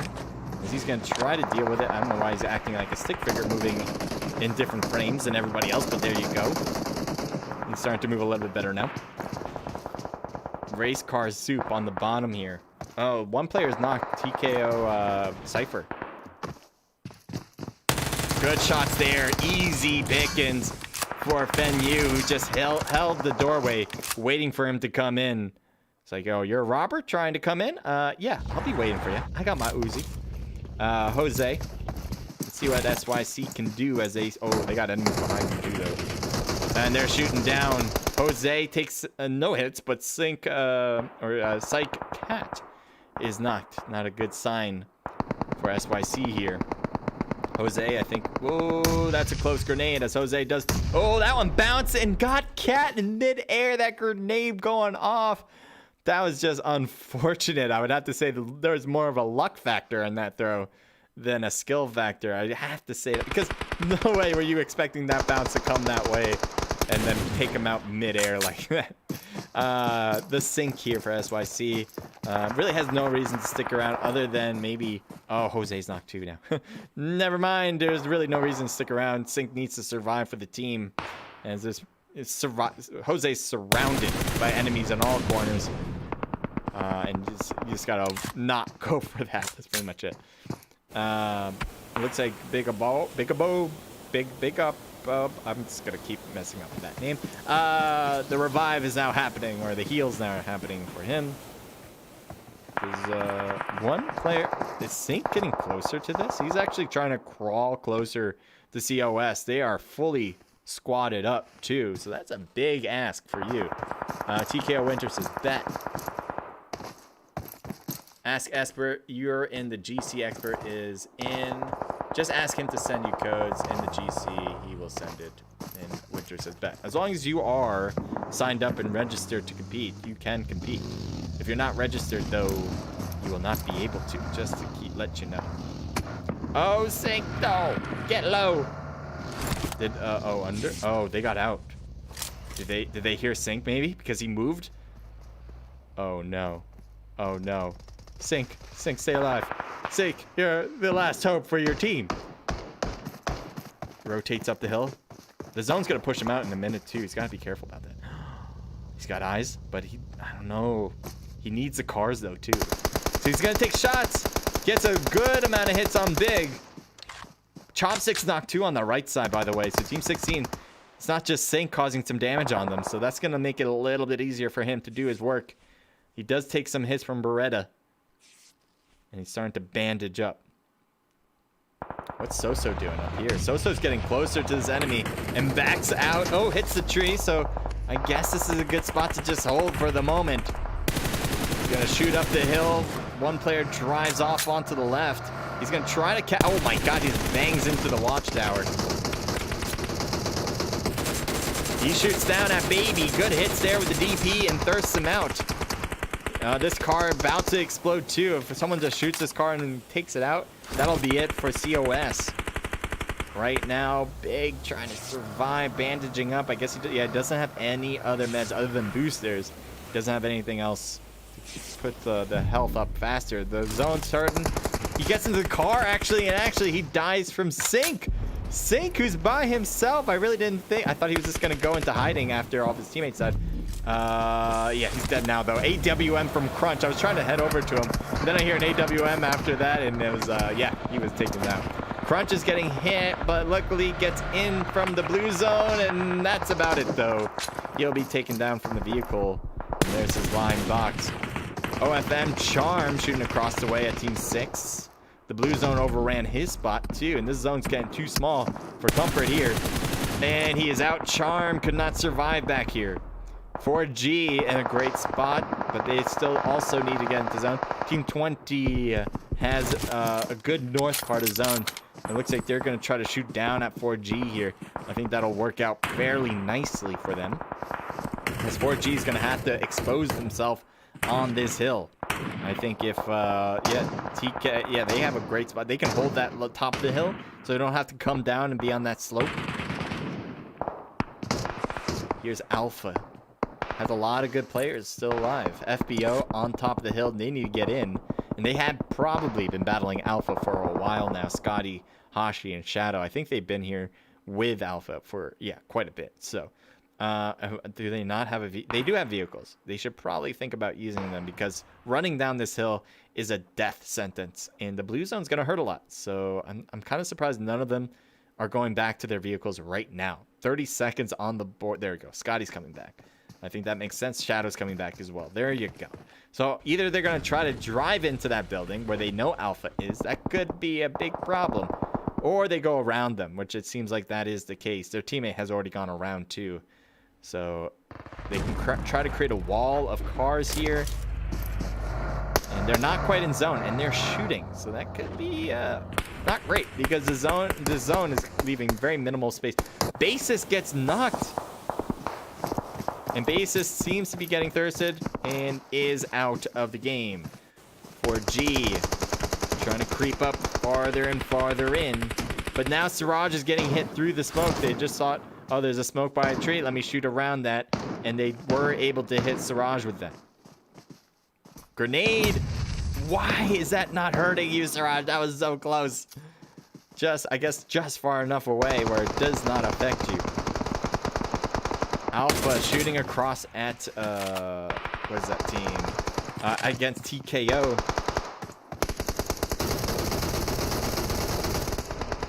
I want to see their perspective, but I'm not allowed. Okay, there we go.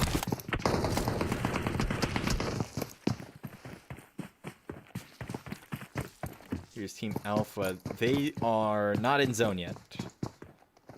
Looks like Expert is staying low back here. That is it for 4G. They will get 4th place. Thanks to TKO. FBO Shadow is just chilling on the bottom there. Has a smoke out. And hoping that nobody notices. Fenyu probably does. Yeah, he's looking directly at it.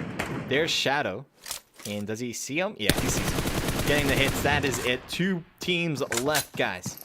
TKO has been absolutely on a tear. They have 13 kills. A lot of them had to come here at the end.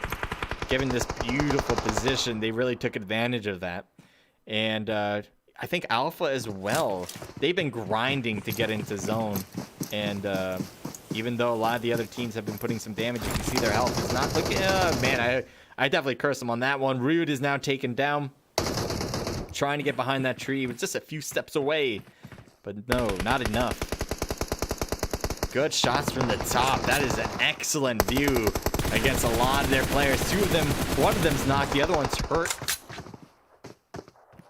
Blood needs to continue to take advantage of this, because the zone on the back is going to hurt Alpha more than it does the opposing team. So Blood needs to really get some damage more and more along. Throwing some smokes, that's a good idea as well. He's going to continue to throw more out. If he can get some more hollow shot hits. Oh, he was not even able to jump off the roof. Blood is out of the game. 2 players left on this side. And all of the players on the opposite team are alive, so it's a 2v4. Alpha is at a big disadvantage. They're shooting through the smokes there. A few hits there now. Oh, Salavar's knocked. One player save. Trying to stay alive. No! See, I think I was going for a TKO with a ton of kills on the board. Good for them. Good for them. That's going to be huge. They're going to have a good chance of winning this particular scrim tonight. 8 for Fenyu, 4 for Expert, 3 for Cypher, and 2 for Now. I don't know. Now, yeah, I'm just going to say Now there. With a team total of 4, 5, 6, 7, 17 kills. So that's going to be huge, as I said before, the kill count. I think that's more than what 4G had, if I'm not mistaken, after match number 1. Alpha with 2 kills from Blood. Well, 2 for Blood, 1 for Rude, and 1 for Sav, or maybe Save. Team total there of 4. FBO with 2 kills. Nice job with Hashi and Scotty getting each 1. 4G, there you go. 3 apiece for Base and Siraj. Team total 7. Charm with 3 with their team total of 4. THC with 3. SYC with 3 as well. COS with 3. A lot of 3s here. Legends with 0. EXB was 0. BC was 0. The Woo with Trick and 1 kill. Legend was 0. TKO, the other TKO team with 1 from Nitro. And MO coming in with 0 there. All right, that was just match number 2. We still got one more coming up. Let's bring you guys back to the studio.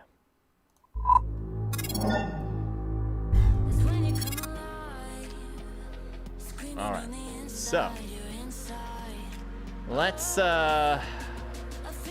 see if we can think about what happened there and why teams did well and what teams didn't do well.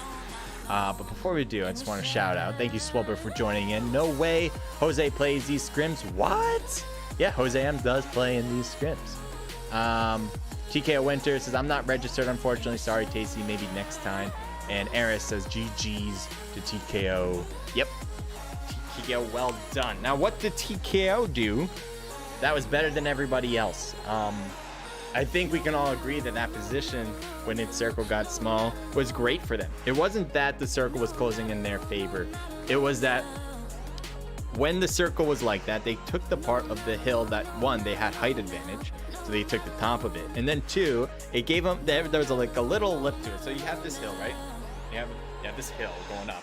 And so they weren't on the downward slope part. If they were on the downward slope, they'd be easily exposed to every other team around, and they would have been taken down in seconds. Instead, they had this nice part in the back where they can shoot down from, and they took down 4G that way. They took down a few other teams, at least 3 teams in total from that one position where the circle was getting pretty small at that point. So that was like huge in itself, and it looks like the room is open, so make sure to get in there if you are competing.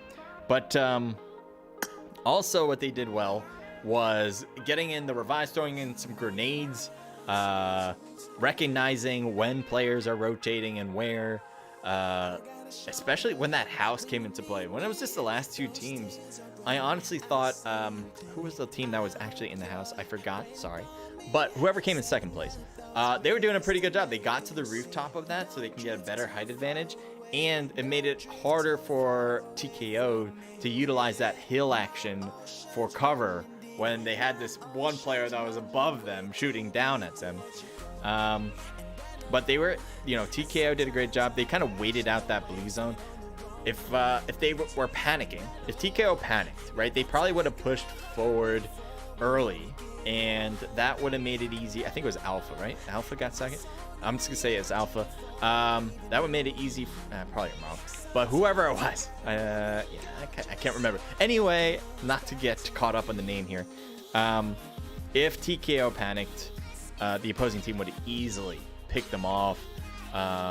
Instead, they were able to, knowingly the zone was closing in their favor, wait it out, and when the player on the roof had no choice but to try to jump off, they took their shot and took him out first. Huge move there.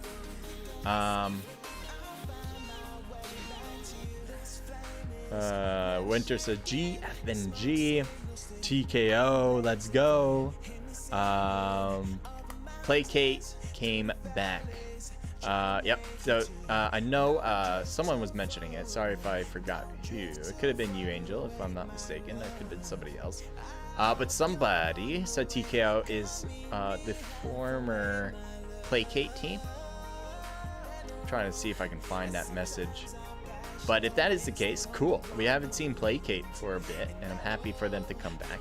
I hope they continue to compete in our events. Angel says I won't. Oh, Placate came back. TKO said Winter says please don't rename it to Placate. Angel says I won't, lol. Angel also says this is going to be our new Friday Scrim. Awesome.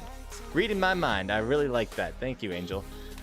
We love to have you. And love to have new teams too. It's not just the thing about our scrims, I think that separate us from other scrims, is that we really want this to be a place where you can not only practice as like a comp team, but also get to know the community and figure out if this is something you really want to do, right? So if you're not a comp team, you just have a bunch of friends who are thinking, hey, this might be something fun. Let's test out the waters. This would be excellent. This would be a great start. You get to compete against some of the best teams. You don't have to pay in. You get a prize pool if you win, if you happen to. So there's something to fight for, not only just for pride and glory, but also cold hard cash.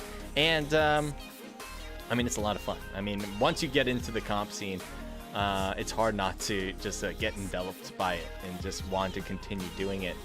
So that being said, if you are somebody who's just looking in and saying, I don't know, maybe, well, look into it. Take a look at our Discord. See if it's something you want to do. There's a lot of information on our Discord about it. You can easily read up about it. You can easily sign up for it. You just need your squad. Now, if you don't have a squad, there are places in our channel where you can find people. There's also other servers that we're partnered with that have a lot of great people that you can either try to be a part of their clan. You can be a part of Naked Esports as well. That's my clan. And you can apply and try out for our team. We also have different servers where you can promote your content. So if that's something you're interested in, trying to get more views for stuff that you make in YouTube or whatever platform you use, you can use our Discord server to kind of get your name out there. I think that's a big part of why you should join as well. But anyway, Fenyu, welcome to the stream. As I said before, we're going to try to win this for y'all, says Fenyu. Let's see if that is possible. Good luck to you guys. The room is open, as you can see, so make sure to head in. We got 9 likes on YouTube. If you get 10, I will do a very weird, cringy death. And as I already mentioned this earlier today, but I think part of my soul has already died because of all these dabs. And it's just a matter of time before my soul goes to the afterlife. And the soul that remains here is purely one of YouTube and streaming without personality. That's what's gonna happen. So if you enjoy this stream, make sure to leave a like. If you want to see me become the ultimate YouTuber where I have nothing but my soul replaced by YouTube's and its parts, then make sure to leave a like as well. That's all I can say about that, really. I'm looking at Discord, seeing if I'm missing anything. I think I'm all covered here.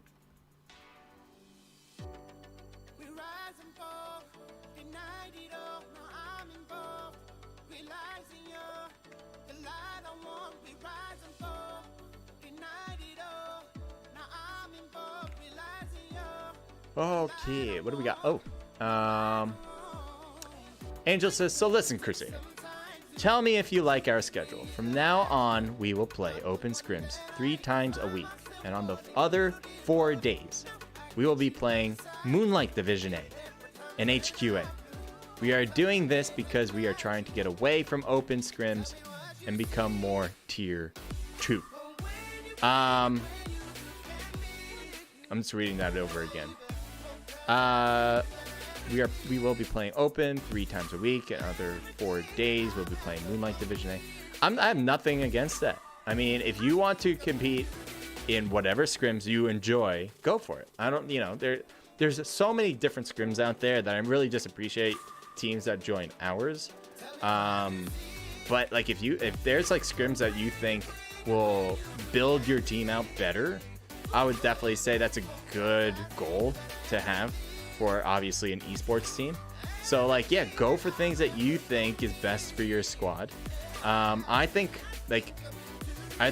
doing both is excellent because on the one hand, joining open scrims, you're able to work on all the things that you need to do, and it helps you with competing in like either the division scrims that you're thinking of competing in, or like ESL, you know, the big time events that come out every now and then. So like either way, I think it's a matter of like if you're a comp team and you really want to like become the best comp team out there, don't get held up on, you know, which scrim should we do.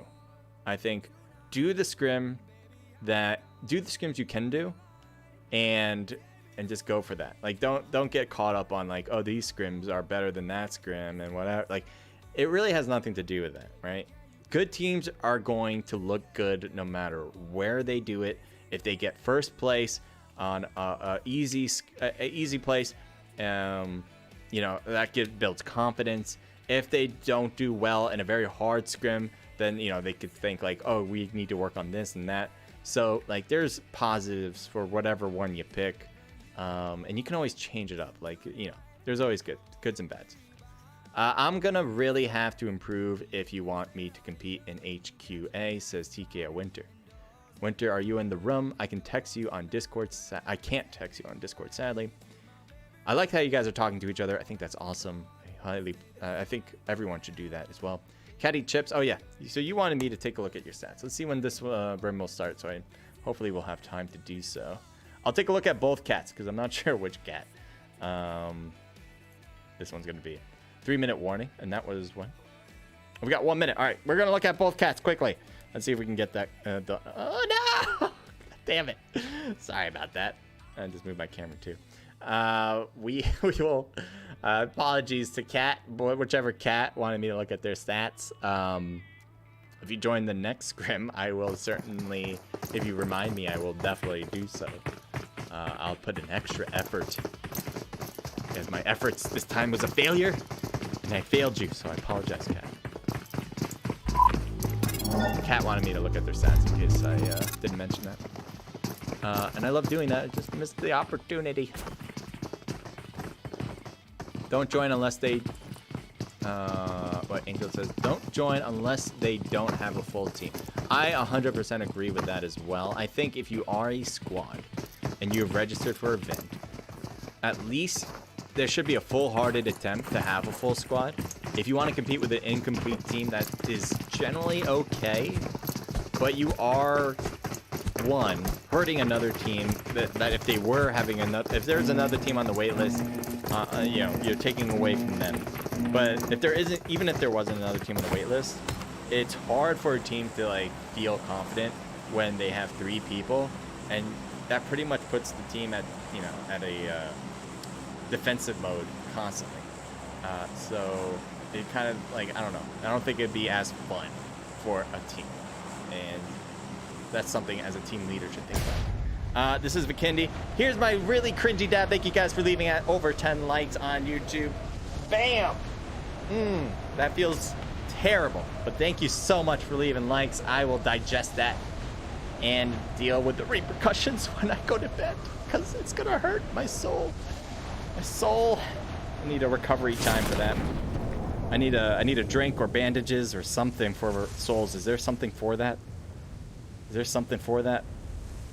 Guys, help me out.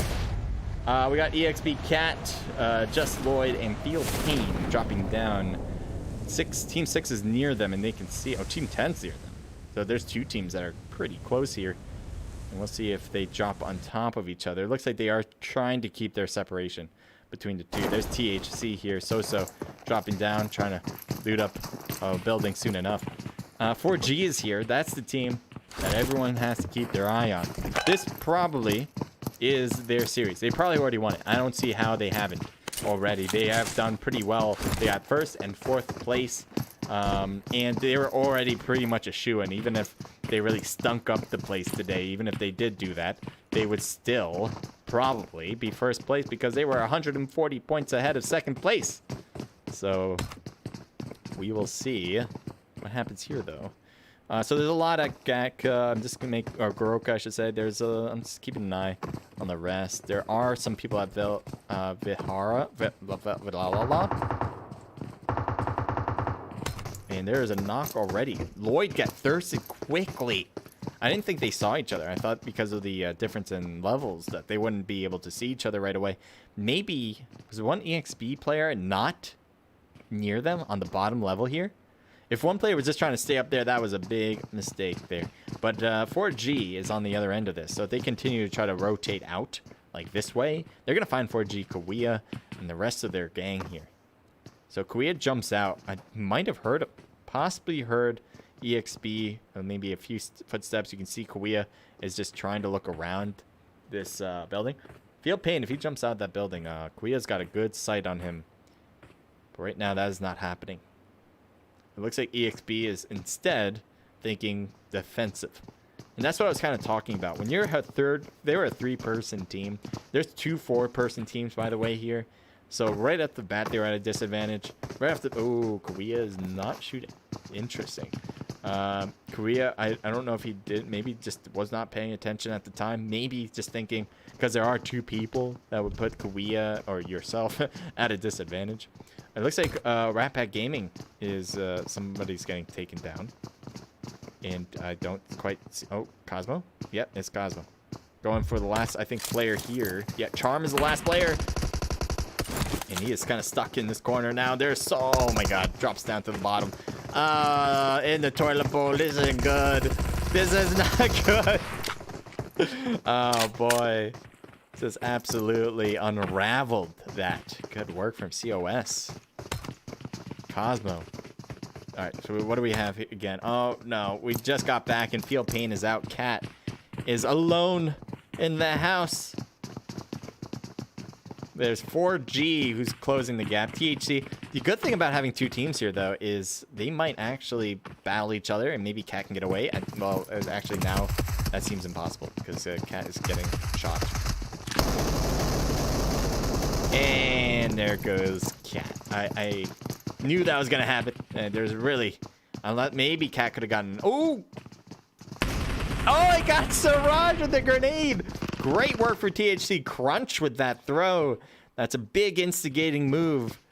Can they capitalize, though, is the question. Oh, THC is an incomplete team. Soso's already out, making them a duo. So that is why they can't capitalize on that knock against Siraj. And they're going to let that get revived through. They already have gotten that revive. And healed up now, too. So that's what I'm kind of talking about, is like, you did a great job throwing that grenade. That was excellent. That's like a 200 IQ throw. But nothing happened after it. No change whatsoever. 4G continues to hold their players. So it makes it really tough to win battles when you're playing at a disadvantage like this to start the game, let alone having one of your players get taken down within the game.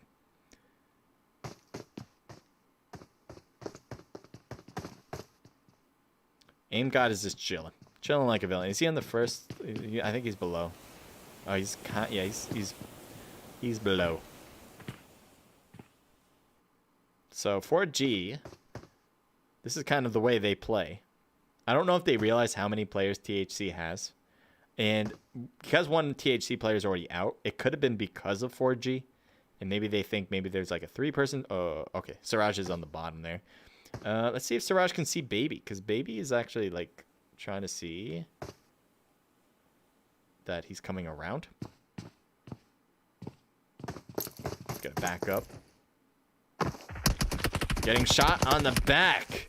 And that is from Kawia, and that is a thirst too, leaving Crunch all on his own. 4G does not let anyone out of their sights.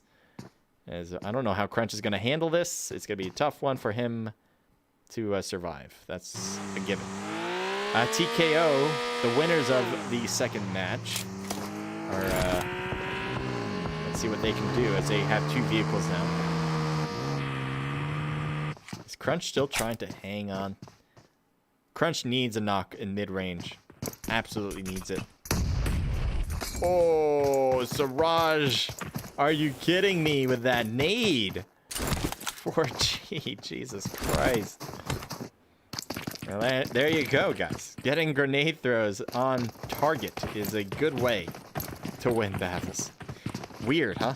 Weird how grenades can blow up an enemy. Not in a gruesome way, just in a positive, enlightening way. Oh, trying to just use the little crevice here. Can see him, and maybe we'll try to peek this, but also low on health here too.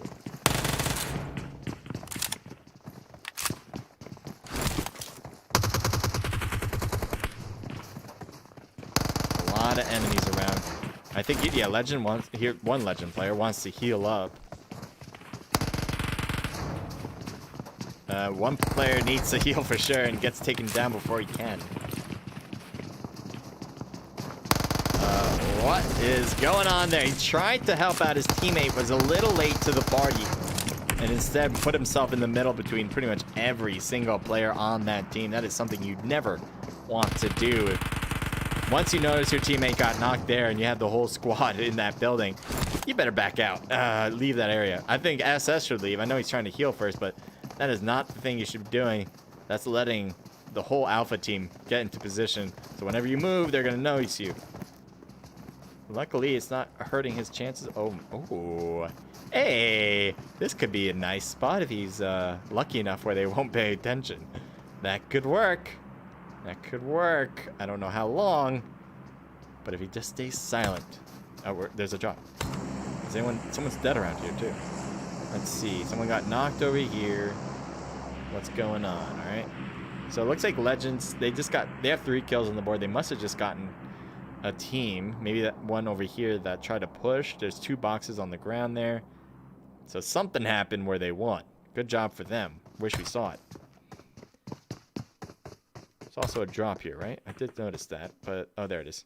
Let's see. Anything good? It's empty. So nothing left. Heading over to team 20 as they might notice the flare drop. But I think they're better off looting this building as that's what they're doing.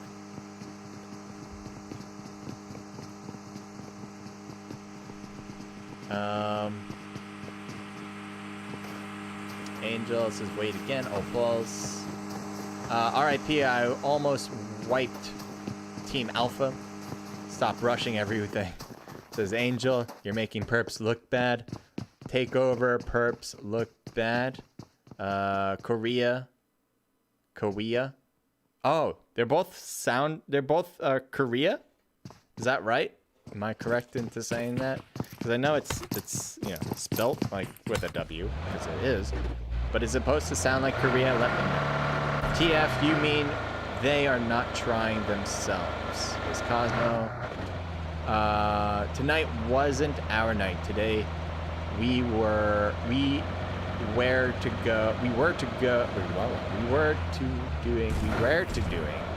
so well, but we will do better times moving forward. All right, Cat. I hear you loud and clear, I think. Maybe not clear, but loud. There you go. Good motivation. So TKO win. All right. So we got 26 teams left. Morgan in the vehicle, driving along. So with this map in particular, I do have some reservations. I mentioned this in the very beginning of tonight's stream. I really hope. Anything in here, by the way? 0 things. Oh, already taken. Oh, legend knocked. What happened there? I guess nothing around here is. The soup's knocked now. What happened? Oh, they're pushing him. And I can't tell where he's at. Oh, he's on the roof. And this is really bad. They're throwing things at him. They don't really need to do that. They can just, get up here and take him out. They might be worried that there's a team around because it was just a knock. But they are cleared. Nobody is in view. For me, anyway. What was I was going to mention something. Oh, yeah. This map. There's too many. Everyone's separated, so I think I can just show the map for now. There's too many different places where you can just hide it out. I think they should lower the amount of non-named towns and maybe even take out named towns and make more open spaces. I think that would be a much better use for this map. Oh, wait. Team 20 is on top of the team? Didn't look like it from my point of view. Are they still? I didn't see what happened. I guess they got pushed, and here's a box. Oh, there's 2 boxes. No, we missed it. It didn't look like they were together.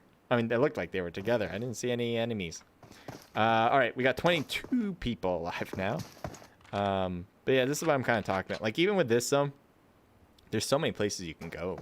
You can, like, Volnova's not even taken yet. Winery, technically, is not taken yet. FBO's not there. Dino is taken, but that's going to be left. Villa's not taken. Tovar, Abbey. All the main places are not taken. Because you can take any other place. There's so many smaller compounds. So if you really want to grab it, you can take it. Like Legends, right now. They got a compound that is pretty solid.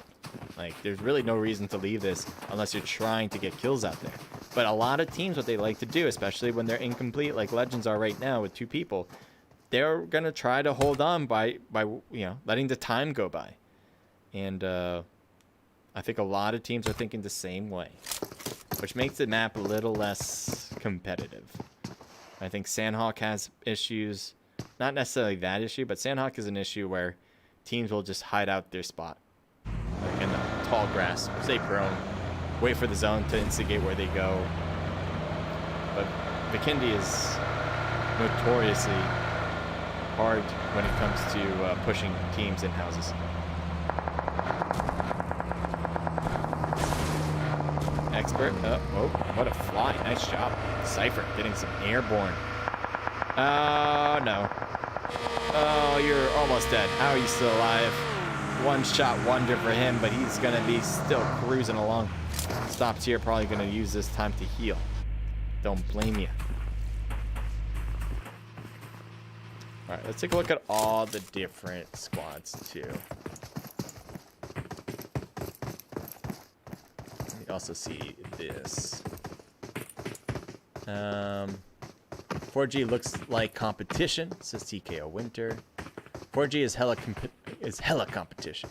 Angel German says, did 4G get taken out? I think they're still here. Yeah, I'm actually looking at them right now. 4G is still in. I gotta find a team to rank up in squads. I don't do randoms, says TKO Winters. I know.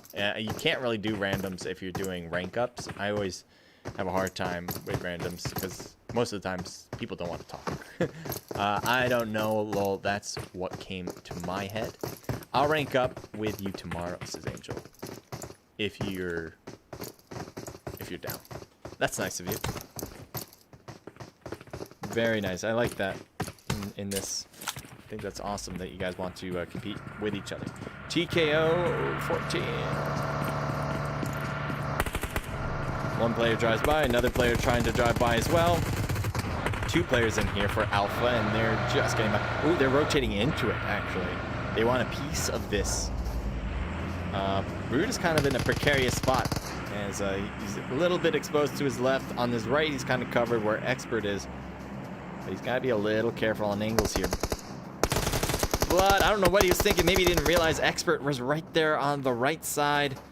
Must have had his blinders on for that, as it didn't seem like he really was ready for Expert to pop out of there. Rude is on this side, but that could be good because the rest of Alpha is on the other, making TKO try to figure out which one to pay attention to the most. Safe just got hurt badly there, needs to heal up and can't, as Fenyu's on that corner. Ninja trying to stay in the line here, but there's 2 people there, and we're gonna run into players here. Rude trying to creep in closer. I think he should try to bail. The more time he waits, the worse. And yes, he will be taken down by TKO. Well done for them. And that's something you need to recognize. For Rude, I don't know how big of a chance he would have had it if he tried to take the car. I think it would have been I think he would have had a pretty good chance of leaving. There was 1 player in front of him that was holding that box, because if he pushed straight away, it would have been a mistake. There was a team coming from his left. If he just tried to grab the car and try to get down this hill as fast as possible, I think he would have made it out. I think he would have had a better chance than 50-50. And he would have easily noticed his teammates get taken down. It was right when the last player on his team got knocked, I would have been like, peace, I'm out. There's no way I'm going to get my revives on all the players. Well, we didn't get a single knock in the process. It's different if you got some knocks in the process, right? Like if you made it more competitive by, maybe getting 2 knocks in a row, then maybe you can get a 1v2 scenario to work for you. But even if you only got one knock, I probably wouldn't have stayed there. I'd probably been like, yeah, I need to do this for the team and survive. I need to live rather than sacrifice myself to stay with my teammates in the afterlife. Chopstick, Ego, Big, and Beretta chilling here. They've been here for a bit, I think. I think they've been holding the same spot for a while. And that's what this map kind of allows. This is one of the negatives about this map. I do love it. Don't get me wrong. I love the way this map looks from like a graphic standpoint, just from the aesthetics. But from like a competitive level, I think it's right next to Sandhawk. Pretty much. Siraj drops down here. All the teammates are here already. It looks like they're... I don't know if this is a church per se. No, it's not a church. But I was going to say maybe they're praying to the PUBG gods for some love here.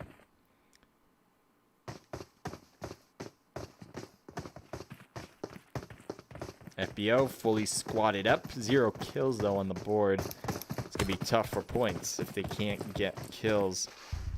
But maybe they'll try to go for only rank here. Or predominantly rank. TKO, they already have 6 kills, so they can easily do this for themselves. If they get first place, they'll obviously add more kills to the process for any team that they have at the end. So they'll have probably double-digit kills if they get first place, which is always a good combination. Same thing for COS. Did I just mention them? Did I? Maybe. Anyway, we're going to move on. I think I mentioned that. 4G has 5 kills. A lot of these teams looking pretty good. Legends, let's take a look at them. They're a 2-person squad. They have 3 kills too. So they're probably staying low for a different reason.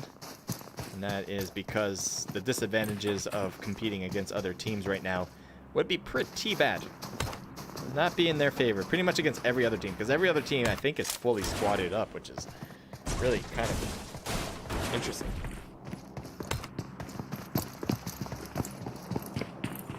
Yeah, a drop in the middle. I think we already saw this drop, though. It's empty. We only see empty drops, I guess. There's a new one here. Let's spectate that. What will you have? You cannot be empty. MK and level 3 gear. All right.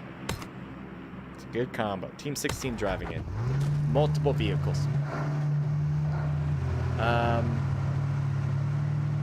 Cat says, Lamau, I completely messed up my comment. I was going to do it. No worries. No worries.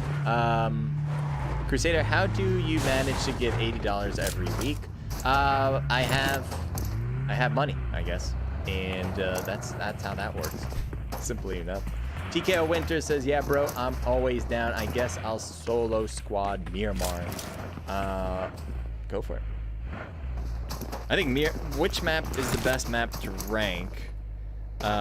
If you want to play it safe, I would say Livik is the best map to rank, because if you die early, you don't lose a lot of points. But if you, and to be quite honest, it's probably the easiest map to win on. Not just because you have 1 out of 60 compared to 1 out of 100, but I think the competition is lower on Livik. So that's a big help to get first place. But once you get first place, you're probably going to get like half the amount of points that you can get on like another map like Arango, let's say. So, you definitely lower your risk, because if you die right away in Arango by dropping next to somebody and you just happen to be at the wrong place at the wrong time, and you're pretty much a 99th player out of the game, you're going to lose like a ton of points, especially the higher you're ranked, obviously. But if in Livik, you'll probably lose half of that.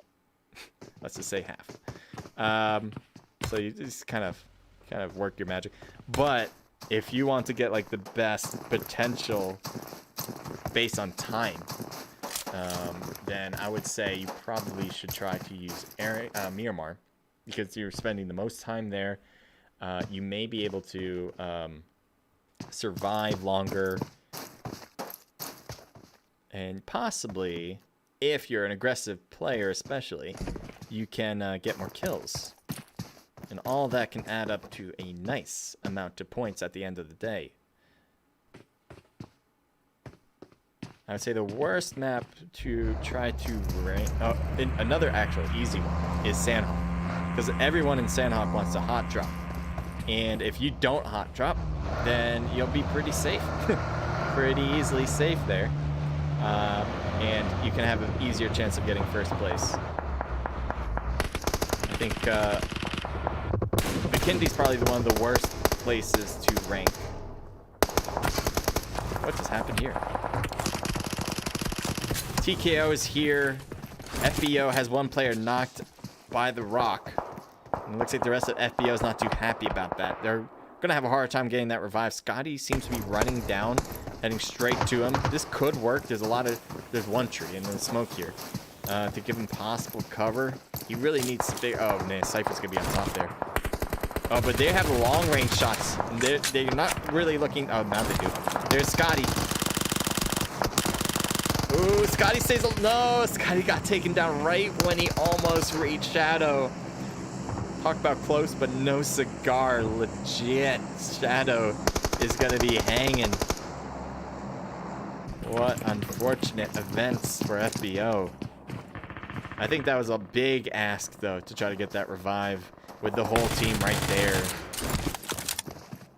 But that's what they attempted. TKO is holding a good position here.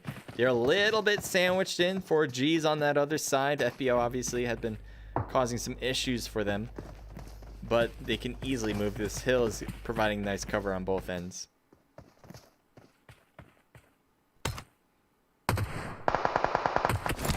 So it seems like FBO is still getting shot at. The zone is nice for them so far. Nope, never mind. The zone has shifted away, and they're going to have to drive off. Based on the fact that their teammate was trying to run, I don't think they have a... Oh, they do have a car. Why didn't they take the car to the rock? They had two cars. They could have took one to the rock and maybe held back the other one if they wanted. Instead, he tried to run to the revive. That was, I think, a bit of a heroic, but maybe ill-advised attempt. So TKO, what they can do here. So they probably know 4G's there. They might be able to hear COS on top of this hill, but I don't think they're really going to attempt to get up here. There's really no reason to head that far north through the process. Legends is already close to zone, or they pretty much have it. They can go to the wall and they're good. I like this spot, especially for Legends who are a two-people team. They don't want to be in the middle of it at all, so they're holding the edge, and they got this huge wall for protection, so they're going to be good. FBO is probably the biggest problem is the team that has the biggest problem. I don't see an easy way to get in because all the places already in zone are taken. Just look at it. It's a triangle inside zone. I'd be interested to see where they go, but the options are limited. There's a shot. Xanax taking a hit. Hashi, I think, is better off. They hit a rock. Did he hit a rock too? I didn't even notice him hit the rock. And he's still getting shot at. This car can't take a lot of hits either. But that long range shot is going to be tough to break down this car like that. So let's see how this plays. Do they have a spot? No, don't go all the way up. Don't do it to stop early. No. They're going straight into the enemy COS and FBO and the two-person squad against a 4-team. Oh, my Lord. Big mistake. Big mistake. I call that the marathon run. You do not want to do a marathon run, and that's the exact reasoning. The zone's already so big, right? You have 14 people alive when you had 16 technically at the time. If you're a team, you're thinking, all I have to do is rotate until there's a safe spot. Don't rotate.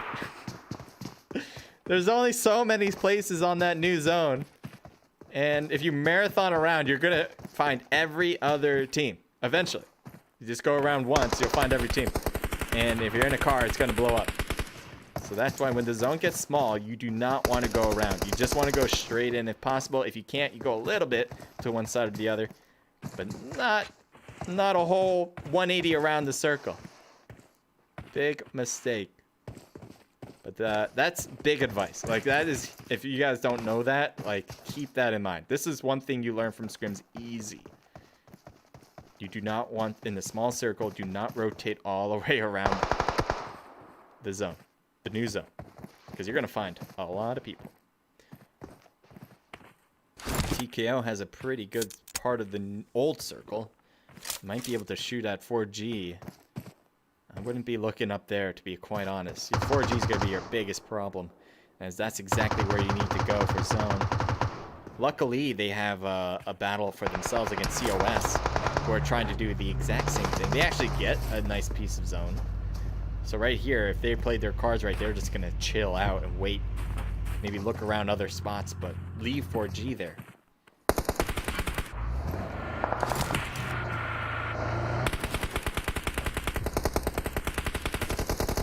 It's going to be hard rotation.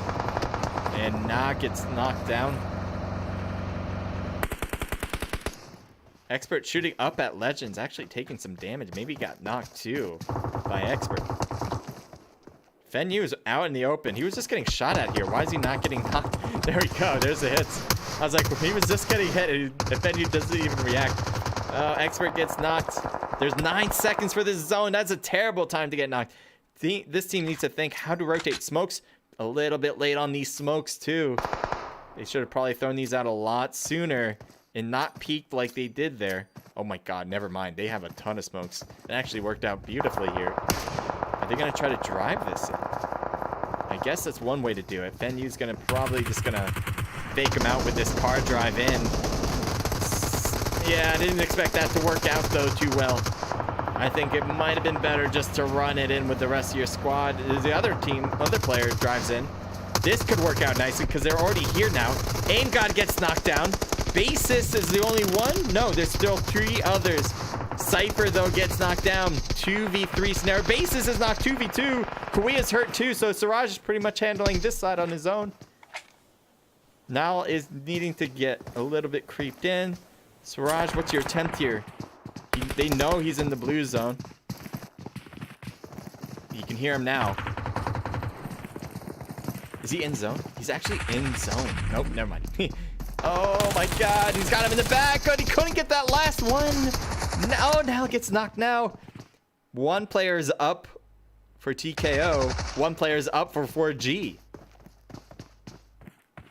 4G with a 3-time scope and 4. Oh, going straight revive for Fenyu. It's a bold move. Kauia is gonna probably go for Siraj. He actually thirsts the player there. He's gonna be a little bit behind on that revive. We'll see what Expert does here. He's gonna stay low. All right, so that's his option there. He either could have tried to push immediately. He didn't have Fenyu right away. And now there's a 2v2 on this right side.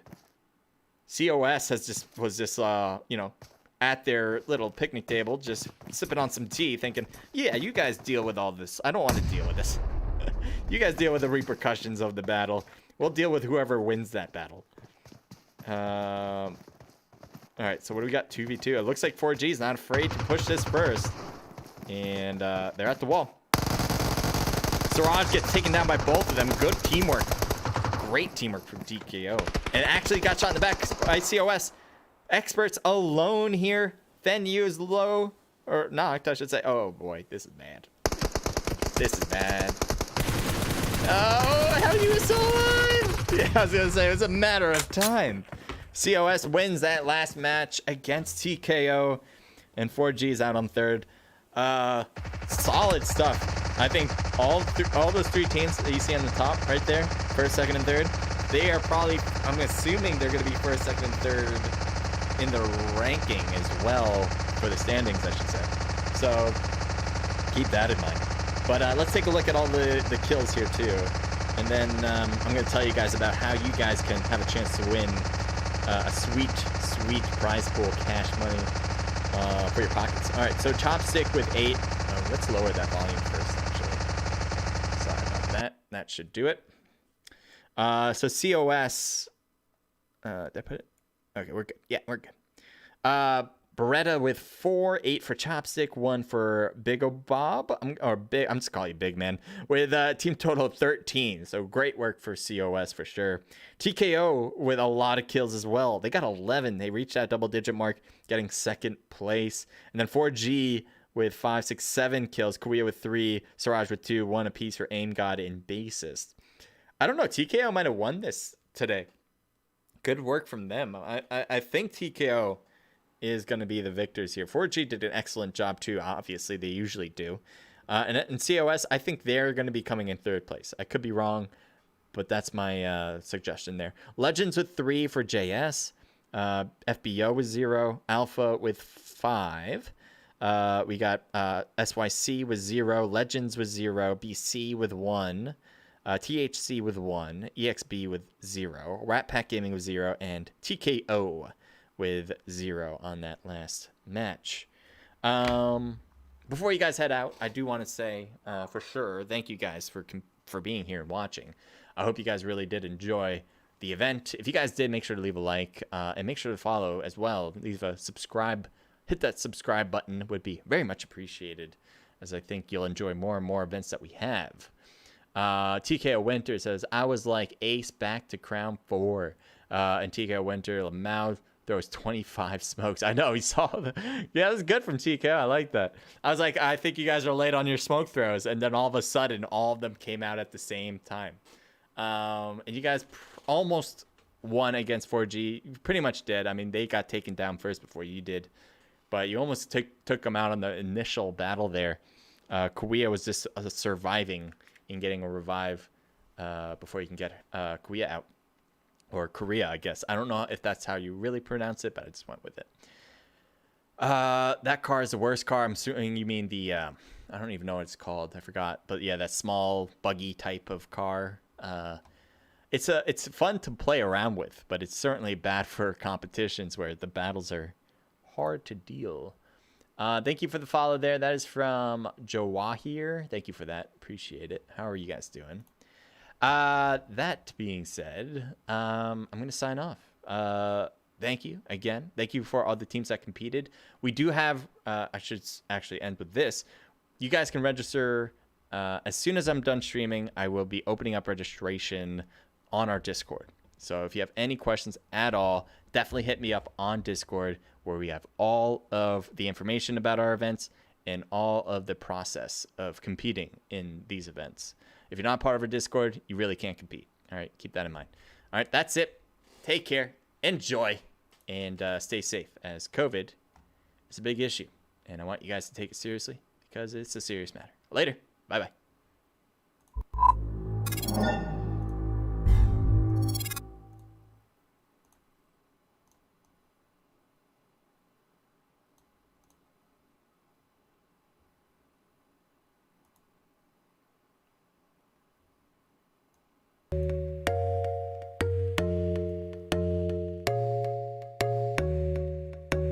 Always look to you for a warm embrace to keep me safe and free from harm. These days, everything's changed. Pull me through my darkest days, a constant phase where everything's a game. Always stuck in the